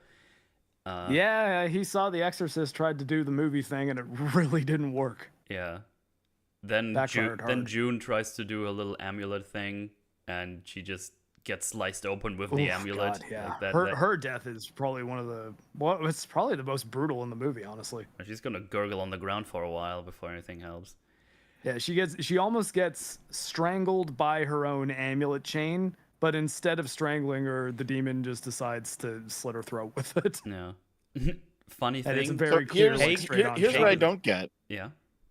Like, why did the demon decide to go crazy now when she's been hanging out with this chick for this long? I don't know. Because actually. now it's in an audience. Now it has the audience that it wants. It wants to be. Basically, the idea is that anyone who's witness to that could now be marked by that demon, and now like a bunch of the world's seen it, right? Okay, all right. Okay. Hake is like, you, you can see like the audience starts running, the band starts running. They're like, we're Yeah. getting the fuck out of here. Yeah, there's some cameramen are running away. So yeah, it's just The demon also earlier on it says like with the first time it appears it says something about its purpose, and then once it says my purpose, and it's like, oh, he's here, isn't he? Hello, Yeah. Jack. Like that's kind of how it's brought up. So like this was what the demon's plan was. Yeah, like it was specifically this day as opposed to being like just a plan to reveal itself at some point. Yeah, Haig goes to his niece. He's like, "I'm gonna serve you, oh master." He's embracing his turns new around demon real overlord. He decides to not run. I think He's the funniest bit of this movie is is when Carmichael, like, he's in front of the demon and he just like hands it the $500,000 check. Happens right after he's like, "I'm gonna pledge my fealty to you," and it's like, here, the 500,000, you can have him. Yeah, the demon's just like, You've what the proven fuck- it to what the fuck me. do you think I'm doing with that? Like, Yeah, maybe that works. not why I'm here, man. And then the demon just goes like abracadabra, and he melts. Yeah, that was pretty good. He just Yeah, it was kinda- pretty like he gruesome burns melting from the Yeah. inside, so I guess that's probably the more brutal death ultimately. But Yeah, he's I think right. the Yeah, gore, but- the gore in the June kill was crazier. Like that one got under my skin more than this one. Let me see if I can get the frame of fucking- him taking out The handing of the check. thing. Yeah, hang on. Well, it's the last thing he's got. Like I think at this point he knows he's never going to be able to get up and run away. Like It's a funny frame. He's like, maybe this will help. Please don't kill me. Well, I mean, it also perfectly matches his character, right? Because as the skeptic, he's a materialist, and so at the end of the day, he can only offer material things. Yeah. So Yeah. he gives the demon the money, hoping it'll work out, which it doesn't because the demon's not about that. No, he just burns the check and then him. Well, Jack has been flung across the room. He kind of looks at it and he's like, well, Leo actually grabs and is like, let's get the fuck out of here. I did not seem to come across anything about Abraxas being a god that craves attention. That's just something that Haig says, but I don't know if that's part of it. But I couldn't confirm that as being a thing from the actual legends Oh, or okay. mythology, I guess. Dude, that's a fucking soy face. That image.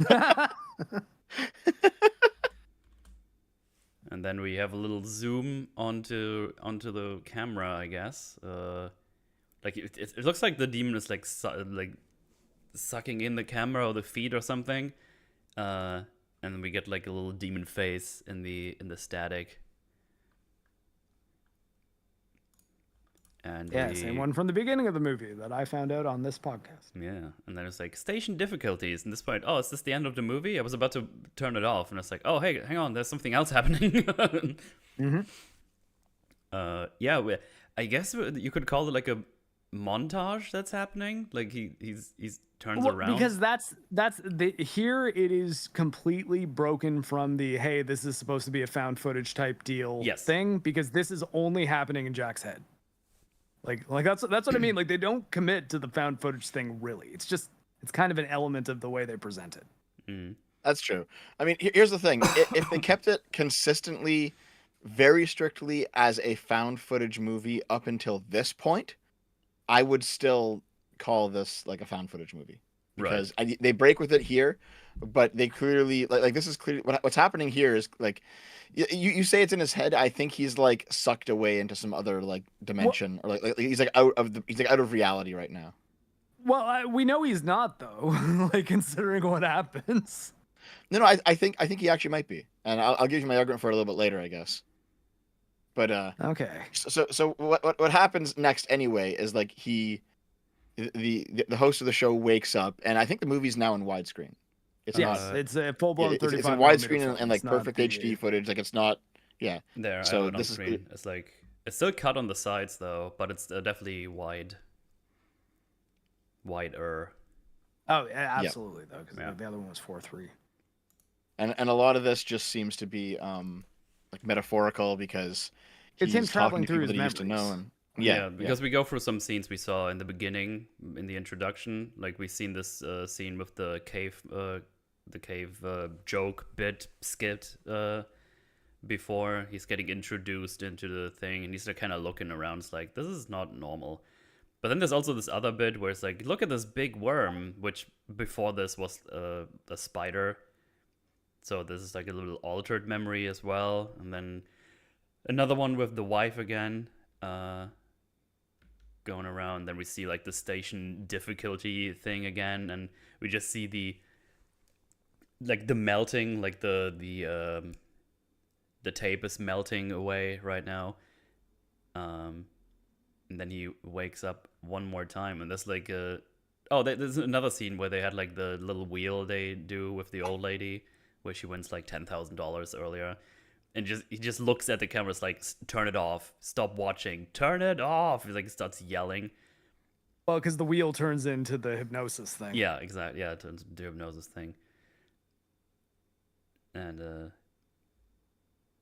yeah, and then you see a little, I don't know, the trees. We see him sign the thing with UBC TV, like the station he's on.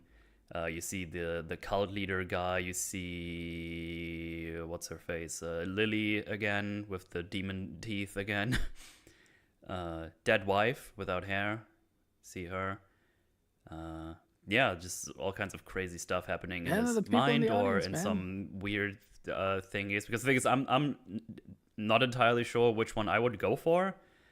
Yeah, see, this does not seem like it's in his own head and he's like reliving memories. This seems like it's torture. He's being tortured for his sins. No, it's what he's perceiving, but he's not unconscious. He's still moving around. Like they're making him see. I don't think he's moving around the whole time. I think that's. No, I think he is. I think it's part. Well, but you notice them also. They're leading him around in different areas, so he goes and walks off in one direction, then they kind of pull him back in the other one. So I think the idea is they walk him into exactly the. So right now he's up by the audience, right? If we assume he's in the studio right now, he'd be right up in the stands. So considering where he ends up, just keep that in mind, and we'll see if I'm right. So this is the stands, but doesn't he go through here? Hang on, let's just, because I haven't thought about this quite okay, now yet. we also got him communing with the owl thing. But the thing is, if he's in the stands right now, he goes through the stands into another room and then stabs her. No, he turns around and goes back. So wait, hang on, he's drinking the Fleam juice right now. I need to check because I just don't memorize. I'm just looking. What is he doing when he's sitting at the desk signing the contract then? Well, I think it's the camera. He might have just been sitting down at the chair that he was on, the chair that he sits at. So he goes. Yeah, see, I don't see it this way. I think his consciousness has been transported into like some sort of purgatory area where he's being tortured. I think that's going on. How does this end though? Well, no, he gets transported back at the end. Yeah. No, but he does a thing though, like physically in the world. He doesn't just get beamed back into this reality. He's done things. Look, so now there's a hallway going back in the direction that he came from, towards the stage. But he didn't turn around. This is what I'm trying to say. He goes to his knees in front of the owl guy. No, but like from the framing, he's walking towards the screen, and then in this one, they have him walking away. They don't really give you a good sense of the geography of it, but they do make it clear that here he's walking towards the viewer, and now he's walking back towards the stage. And he ends up back on the stage, having done the thing that he does in the dream. So he wasn't unconscious. The screen? I was kind of confused about the screen part right now. Hang on, let me go for blah blah blah, dead wife, blah blah blah, stab me please. Well, nothing they show him is really relevant. It's just where he's moving. Yeah, that's what I'm trying to figure out. Because if we just go from a location, I guess what I'm hung up by is that you said he's like looking at the stand. Hang on, I'm just looking again. I need to check this because I didn't think about this before. I'm telling you, here they bring him right up to the audience, towards the screen, towards us, towards the people in the stands in the studio, towards we where are the stands. audience So here's the confusion we had. I was thinking of the people behind him as the stands because the guy with the skeleton. No. He's looking at the stands right now. You mean he's looking at the camera, basically at the audience? Well, I mean, blah, blah, blah. he's facing us. Like right now, I guess he's kind of looking. Yeah, off right in now. our way, it would be where the cameras and the stands are and the people, and then he turns around towards the screen where he's gonna go sit down on the chair where he is. Okay, back yeah, I got you now. Yeah, exactly. And there he does a thing, and yeah. I guess we can move on. I mean, because again, like it's what I saw, and I thought it was actually like some pretty good filmmaking. Like I was like, oh, it's actually really well done. I was like, they thought about this. Yeah, no, I can see that. I can see that because he goes on the chair, which looks exactly like the chair he's on, obviously in a second. Because you can also see the nightstand where he gets the knife from. That's the same table. Yep. That's where he put the knife on earlier. Yeah, they're just showing him visions to move him around to make him do what to make him choose to do what they want him to do. Because it has to be his choice. So I think as soon as he is in the UBC thing, that's when he's physically moving around. Everything before that could be in his mind or whatever it could be. Purgatory, mind, whatever. I could be convinced either way, to be honest. But I think in the latter part when he starts moving around from the UBC thingy, when he signed the thing, and he gets like guided around. I think this is where he's I'm mostly talking about the last thing. But even like they do make an effort to have him moving around a lot to make it think that if it was always in a state where he was just seeing things and moving around, he does run back and forth. So you never see him moving in any direction for too long. Yeah. So like you could make it make sense that like he might have just been on the stage walking around that entire time. Like if you were just watching him and not able to see the things he's seeing, it would be a dude talking out loud to no one and eventually stabbing a girl. Right. Yeah, so he gets led to that chair Rooney. And well, there he can talk to his dead wife. So here's the thing. Obviously, there's like a demon thing going on. What I'm now confused by, though, what I'm not entirely sure how I'm going to take this. So, the demon thing is obviously evil. Is the wife just coming here from the afterlife to help him out? No, the demon has her soul. Okay, that's what because she's like you need to stab me to end me because I'm in pain and I can't really rest. Like he doesn't realize that when he said he'd do anything to become number one, he was sacrificing his wife. So like that's how she got the cancer. Not only that, he was sacrificing her soul.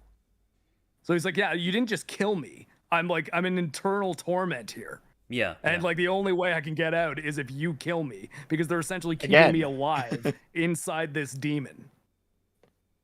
Yeah, so this is like when the monkey paw has like one of the fingers curl. You know what I mean? Oh yeah. Yeah, absolutely. Monkey paw, for sure.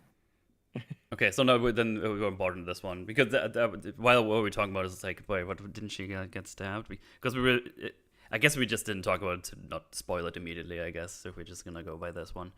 I was being kind of coy to say it. I eventually let it out though. Yeah, no, it's fine.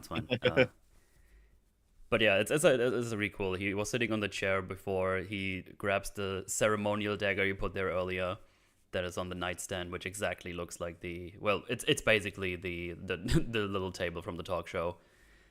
And yeah, he stabs the wife, which is inside or possessed by the demon. And he stabs Lily, and he goes snap back to reality. Oops, there goes gravity. And then we see the aftermath, and it's quite the mess. But the thing was, what was his choice there? What was he choosing to do? Well, he was choosing to free his wife of the torment he put himself in. I think the trick is though, and take her place. Take her place. Okay. Yeah, because now he's like, there's the death penalty at this time in history very clearly. Oh, that's what you mean. He just stabbed the girl in the heart. So the idea is that like you can take your wife out of here, but we still need a soul. So if he just damned his hell to eternal damnation, he could have just been like, no, I'm not going to. But thank you for making my show number one. she Yeah. can stay. But he chose to free her, and in so doing himself. Yeah. Because otherwise, what did he didn't do anything really. Like, he's like, look, I thought this was all, I thought they just wrote a scary book, man. Like, I invited them on my show. I don't know how all these people ended up dying. I don't know how I lived, but now I've got the #1 show. Yeah, at least But for he one day. chose to free Madeline, and therefore resulting in his death, and will eventually result in his death, theoretically. And then they'll have his soul from there on out. Effectively ending his life, though. Like, he's not gonna, you can't stab a 13-year-old girl on your show and then go back. You can't do another episode, you know? You don't think so? I mean, if the ratings No, are good. I think that's got to be a deal breaker, right? It's like, maybe we do this at a regular spot every week, shanking a Maybe little live girl. stream his electric chair appointment, but like, I don't know. But yeah, that's the real ending for realsies this time. I think the studio is basically empty by now. Everyone ran away, and yeah. I mean, I guess you could speculate what exactly the aftermath is, because they didn't release those tapes for a while.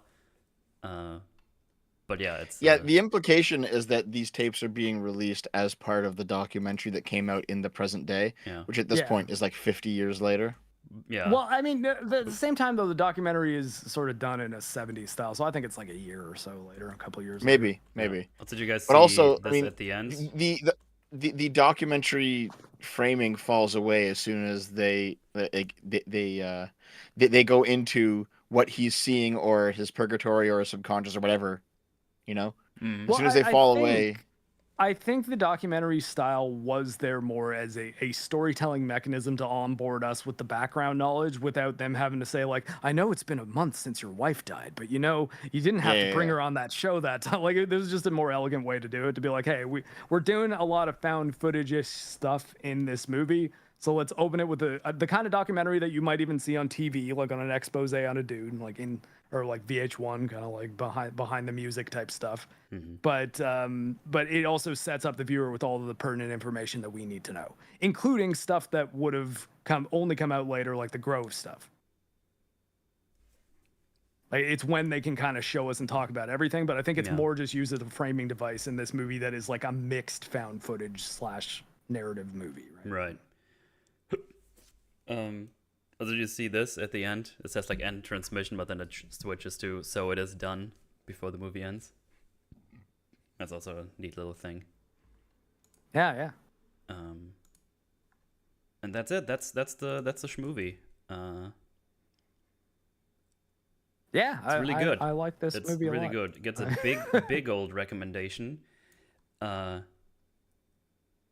Yeah, I mean, again, like the breaks they do, they're really cool. Convey the hectic of a real break in a live TV show, while also giving us a bunch of character stuff in a really short amount of time. It's really cool. It's very well acted all the way around. I don't think there was like a bad performance by anyone. Lily does like a great job. She's like super fucking creepy as soon as she's shows up in the movie. It's really. Lily really and Jack, those two performances really help this movie out a whole lot.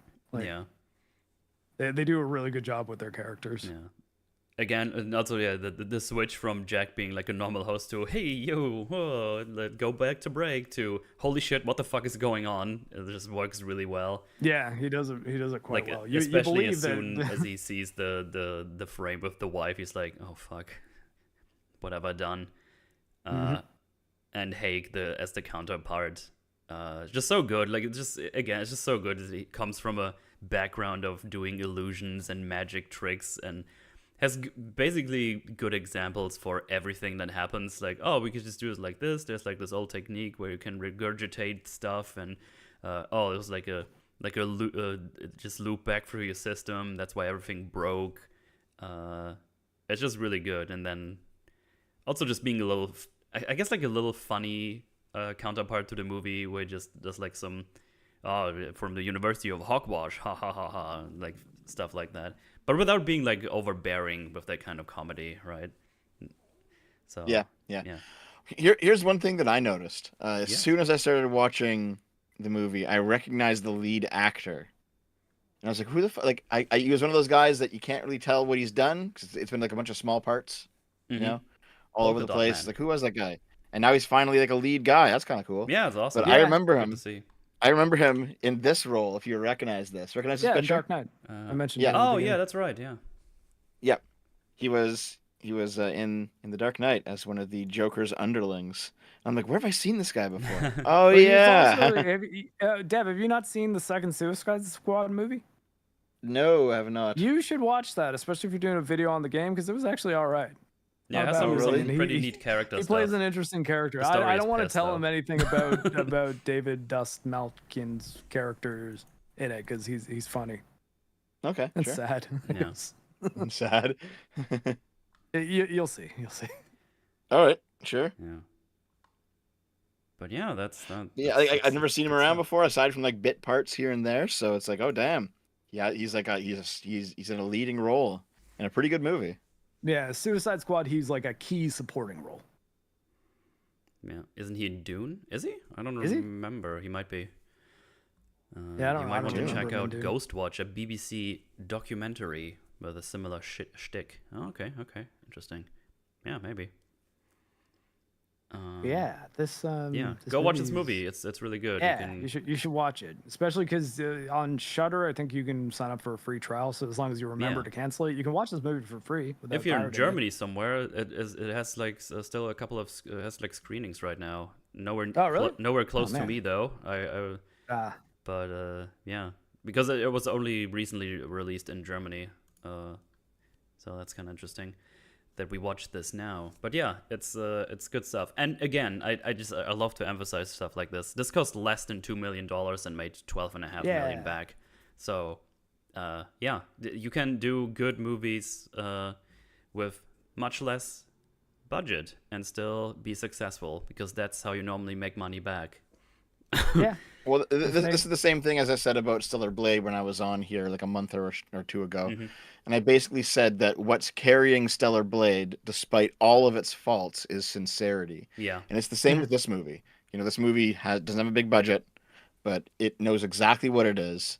It does not like it breaks the fourth wall, but in an appropriate way for this genre. Mm-hmm. It doesn't do the character looks directly at the camera and then makes like a meta joke or like Yeah, like there's no referential winks. humor or like any of the fucking MCU slop we see infecting Yeah.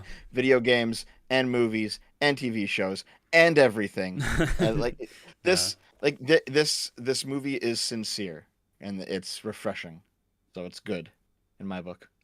Yeah. Absolutely.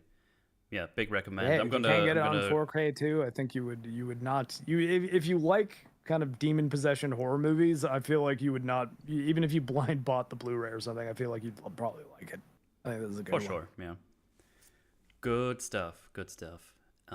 Safer recommendations on like The Last Exorcism, which actually is a found footage exorcism movie. It's not terrible, but Okay. also I'd have a hard time being like, yeah, you should definitely buy this. Like, you might think it's okay, but you might also be like, not for me. Well, good stuff. Go watch it. Very much A recommended. sneezing puppy. Well, let's watch a couple of super chats before we get out of here. So, Cool. also, I think there was a donation that came through over Streamlabs. I put that up here somewhere if I find that window again. BBD, bubbity. There it is. It's $5 reduced by Bills Kiernier. That's a name to pronounce. I'm behind on the stream, but it is wild to me that Mark's lawnmower is battery powered. There's no way that has enough power to do a whole yard. My yard's pretty small, so it's for the amount I need to use it. It's just the upkeep of a gas lawnmower is just kind of not worth it. Yeah, fair enough. Then we got 9 months of membership of the Bearded Flame category by Blankface. Thank you very much. I loved Late Night with the Devil. I would definitely put it as one of my favorite horror movies. It was a fun premise and brilliantly executed. Yeah, it's pretty fun. I like it a lot. Yeah, I guess I might have to give it some time, but I do think that it's definitely one of my favorite movies of this year that I've seen so far. It's like Dune and this are sort of my top ones. Hey, puppy. we got $5 dues by Fartleby Sockshucker the Fourth. That's a good name. Speaking of liminal spaces, does Late Night with the Devil count as analog horror? Maybe like in a wide sense, probably. I guess. Yeah, I think that's probably, honestly, that's probably a better term for it than found footage. Like it has the style of analog horror kind of. Analog horror is probably much more restricted than this because that's mostly. Well, I mean, yeah, like I guess it's not probably production-wise. I'm willing to bet there wasn't a single analog device used here. Like it was likely all digital. Oh, I don't mean with devices. The... If you look at the things that are on YouTube, you have like. This is this cassette tape that does the thing. Then you just have this, and I always feel like analog horror has a lot of gaps, like willingly, so people can just do their own interpretations. Analog and stuff. horror is sort of similar to I almost forgot what the name of the movement was, but it was like a movement of Danish filmmakers, I believe, that had this specific type of restriction by which you'd have to make a movie under. I think Lars von Trier, he kind of came out of this space where it was you couldn't put up any lights, so all the lights had to be naturally occurring. So room lights are fine, but you're not hanging additional lights to film indoor scenes. You can film things outdoor, it's fine. You specifically can't go above this kind of like grade of film, and like all these things that are trying to make it like the most realistic way in which you can shoot a movie. But most of those movies are pretty tough to sit through, honestly. Yeah. Like we had to watch a few. I know exactly what you're talking about. I'm forgetting the name of it though.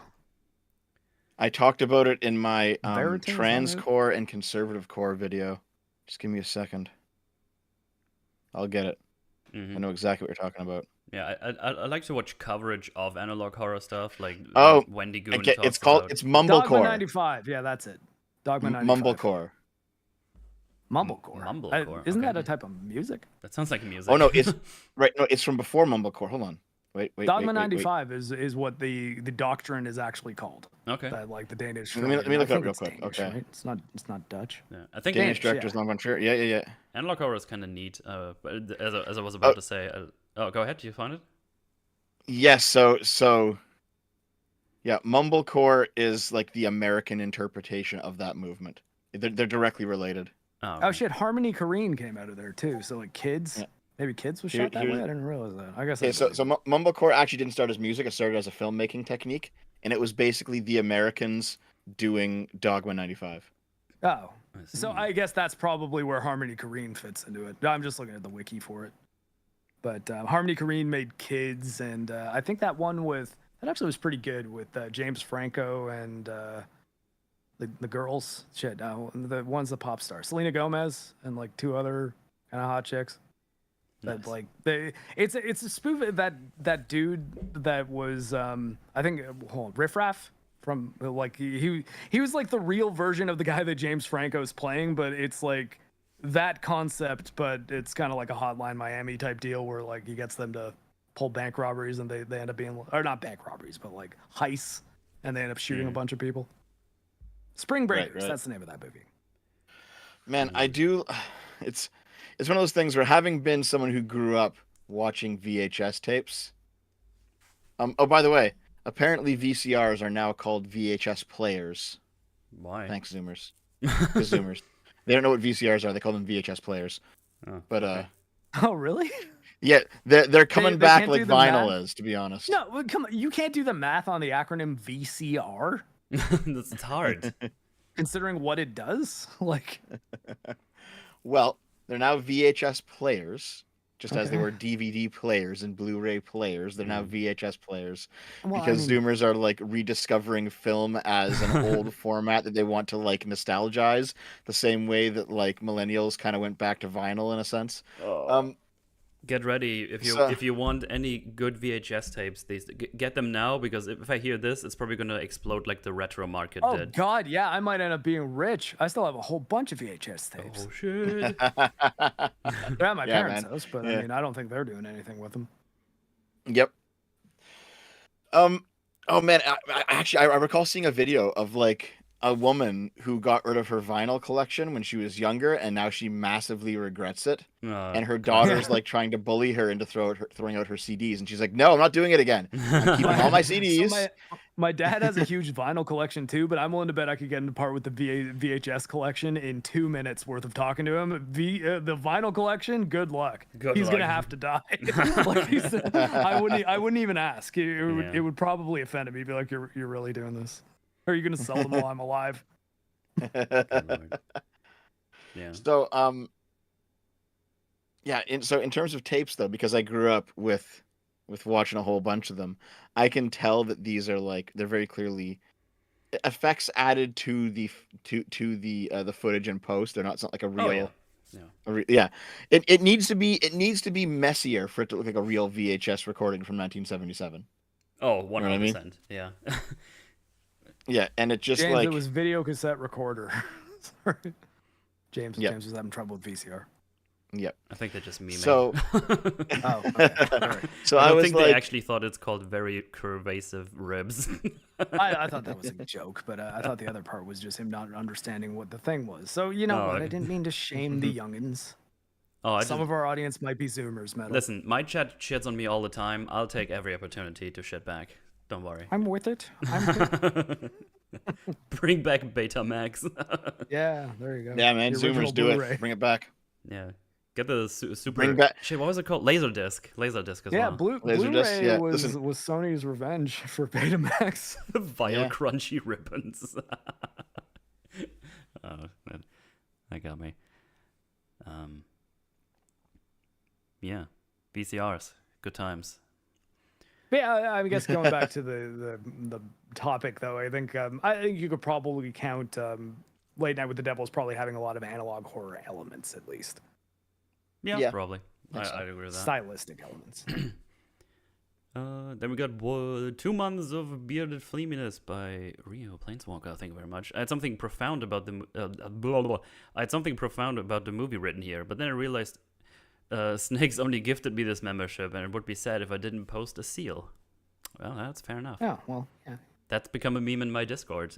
They're just posting seals with meme formats, and just not meme format, just seals because they look cute apparently. One day we'll have a good enough episode to inspire seal clapping. Or seal clubbing. What? Seal clapping? It's like what's his name did? Adam Sessler. In the Frost you know, I was just saying seal clubbing, like the bad thing. Oh no, clapping, not yeah, clubbing. I know. God, Metal. I'm not from that part of Canada. Oh, okay. I thought it was like tradition or something. No. We're good to the seals here, eh? Can't wait to go do some seal clubbing in the next sandstorm. We call them hairless beavers up in Nova Scotia. I'm kidding. I was making that up. Nah, I made it up. I swear. I'm not from Nova Scotia either. Don't cancel Mark. Don't do it. I've been coast to coast on this East country, Coasters. man, and there's some strange fucking places out there. I've only lived in Ontario, but I've been around a bunch. Boy, oh boy. But yeah, that's that. And that leads us to the end of the stream. Yeah, that I just checked again in case I forgot something. But yeah, to make sure. Yeah. Don't wanna blue ball someone on their send super chat or anything. That would be disgusting. Yeah, we try to be very respectful. Thank you very much for hanging out, Def. It's been a hoot. Yeah, thanks for no joining problem. us. Thanks for engaging in our tangents. Yeah.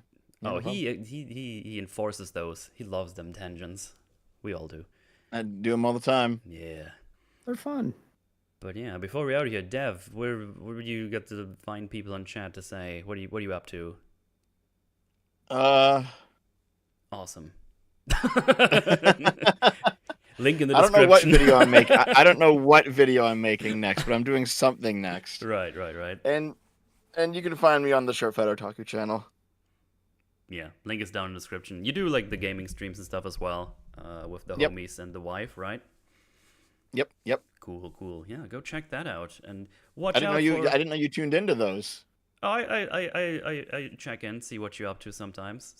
Every once in a while you'll lurk just to see some flinging nonsense. Out. Yeah, maybe next time I write Sometimes a message lurking is even good. and say like, "Hi." I honestly, most of what I saw of the Summer Games Fest conferences and stuff was just watching your stream because I'm like, I don't have the energy to like sit through the whole thing. I'll just like throw Dev on in the background while I'm playing demos. Ah, there you go. Yeah, Mark, you got anything special coming up? You got any fun Not really. scrumblers? No, I mean, I'm working on a video right now, but as far as streaming goes, yeah, Summer Goon Fest. I did the Friday night gooning where I gooned on my stream for the entire night, Yo. 5.5 hours specifically. It was really awesome. And by that, I mean, I was playing a video game called Fallen Aces, which is like a 1940s pulp detective thing where you fight enemies called goons. So that's the joke, but Yeah. it's very good. But yeah, so I'm not sure what I'm going to stream next because I've kind of burnt through a whole bunch of demo streams that keep on getting claimed because some of the studios don't know if their music is royalty free or not. It seems, but yeah. So I don't know. I'm not sure which game I'm gonna stream next once I next stream, but maybe it'll be soon. Well, there you go. Well, for me, we're just gonna go back to normal. I don't think there's anything crazy happening next week in terms of work, so you're gonna expect like one or two gaming streams, I guess. And yeah, we're gonna do a little Wednesday stream for a Forge, and we're just gonna talk about, I guess, just talk about the demos we played and just whatever else comes to mind because we're crazy like that. We just go crazy sometimes and talk about random things. Yeah. It looks like I got one request for Unicorn Overlord. Maybe. Oh yeah, maybe do that. I tried to, like, while I was in my off time, I tried to press on with the next campaign mission, and I got utterly stomped. So I'm like, okay, I feel like I need to do some more grinding out in the world here. I was like, okay, I finally found a path to the objective. Sweet, let's save the lady. And then it's like, no, you're not ready to save the lady. Go back, fight more people. Did Metal break up with Mauler? Yes. Oh, really? I was Yeah. rooting for you two kids. Yeah. Fuck that. Oh. So there was cheating involved, I guess. Yeah. Fucking piece of shit. I was so mad he didn't make me watch Acolyte that I broke up with him. Yeah. Oh, Wolf's playing Elden Ring on Friday, it looks like. Oh, great. So So everyone I don't subscribe to the EFAP Highlights channel. Yeah, go to watch him play it, so Good I old don't- Dishonored Wolf. I can Wolf, wait until someone aka tells Word of me Wolf, it's so aka great Wolf. I need to play it because I don't really wanna. Oh yeah, I mean, I guess I got to give another Crab's Treasure a shot too. I guess I still haven't so. played Hellblade either. I mean, You I know don't know what? if I'm gonna stream that. I got to give that one another shot too because it seemed okay. I don't think I should stream Hellblade though, because I feel like with the audio shouldn't. coming in all the directions and stuff, it's You probably shouldn't. better if I just kind of give it my attention. The first one? No, well, I mean the first one, I know that's the case. So Okay. I mean, I just think it would be kind of dishonest for me to hate on the game if I played it on stream while beginning my stream joking about. You know what? I don't want to just end up like Synthetic Man playing Ragnarok. You know, like I mean, you because I didn't hear plan to from make everyone a it's video on bad. it. It's why I haven't streamed any of Alan Wake 2 as I've been playing it too, because I'm like, I really don't like this. And I've heard from a lot of people that I trust is bad. So I feel like if I stream it, I'm just going to be memeing with the chat and not really giving it a chance.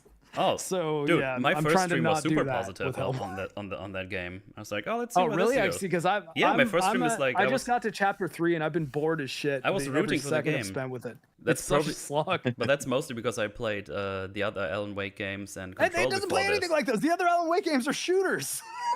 Yeah, I'm I doing like the shitty original Alan Wake. Batman Arkham detective stuff in this. That's know, all I've I done. I fired one shot. I shot the fat guy in the morgue. That's it. Yeah, you don't do a lot of shooting with whatever her name was. I forgot already. Oh my god, Saga, but it's boring as Saga. hell. But you I'm get, like, get tons of ammo with her, and you never use it until you get to like a beach scene that's actually Listen. horrible to play. I don't want to talk Listen, about you guys are just racist because she's a person of color. I don't have a problem with and the you- character at this point. And I you're just don't like objecting to what the she's fact that they're doing putting in a the game. person It's of not color in Alan interesting. Wake. Yes. You guys are the racists that need to be purged. Yes. I've not criticized her ethnicity once. I just think her gameplay's boring. That's the problem. The story is also bad, and the character's also not good. It goes all the way. Yeah, I played all the well, way this- through the game. I and think I'm well, never that's getting kind of that what time I'm back. thinking. I'm thinking that I should still keep pushing through a little bit because I think that I'm not hooked by the story yet, and maybe if I see what the story's doing, I might see what all these other people are seeing and calling it like Game of the Year sweep and stuff, and wondering why it didn't win every award. I'm like, I just have not seen any of that yet, and at least Yeah. 2 people I know said it was a piece of crap, leading you and Mahler. So And I trust Well, you. the guys other when it comes game to you video mentioned games. in that list was the crab game, and that actually I want to try again. It looked Oh okay. yeah, it's only Yeah. 8 gigabytes. It's only 8 gigabytes. That's true. That's just a meme from here. It's James Moore is frequently in our chat. That's the thing that he used to meddle as a selling point, and it's just such a funny thing to Like, like. well, say. you should play it. You It's should only play 8, it. It's only 8 oh, gigabytes. 8 gigabytes. It's like, I don't know why you mentioned What that does the specifically, size but really it's funny. matter? I guess like you could comment if it was shockingly large, but I mean, No. there's 256 megabyte games that are pretty damn good. Anyway, we are out of here. Thank you guys for hanging out. Yeah. We'll be back on Wednesday and talk a bit about the demos we played and give out some recommendations and stuff. We'll see how that Yeah. goes. It'll be There'll, fun. there'll be recommendations for wish listing though, because tomorrow you said was the last day for the demos where you are. Apparently tomorrow, like it should be done in like 24 hours, unless I fucked up my timings or whatever. But I think it should be fine. Okay, well, the next day-ish, you can still hop on Steam right now, play some of the Next Fest demos. Off the top of my head, again, Death Grip, I Am Your Beast, Tricky Madness. Those are some Conscript. games that I played that are pretty good. Conscript, yeah, Conscript's great. Parcel Core was fun. But yeah, no, go play some demos. It's you might find some games that'll end up being cheap that you actually like the gameplay of. It's a good situation. And if you don't like it, you can just delete it. No harm done. True. Anyway, guys, thanks for hanging out. It's been fun. See you guys around. Bye bye. Yeah, bye-bye.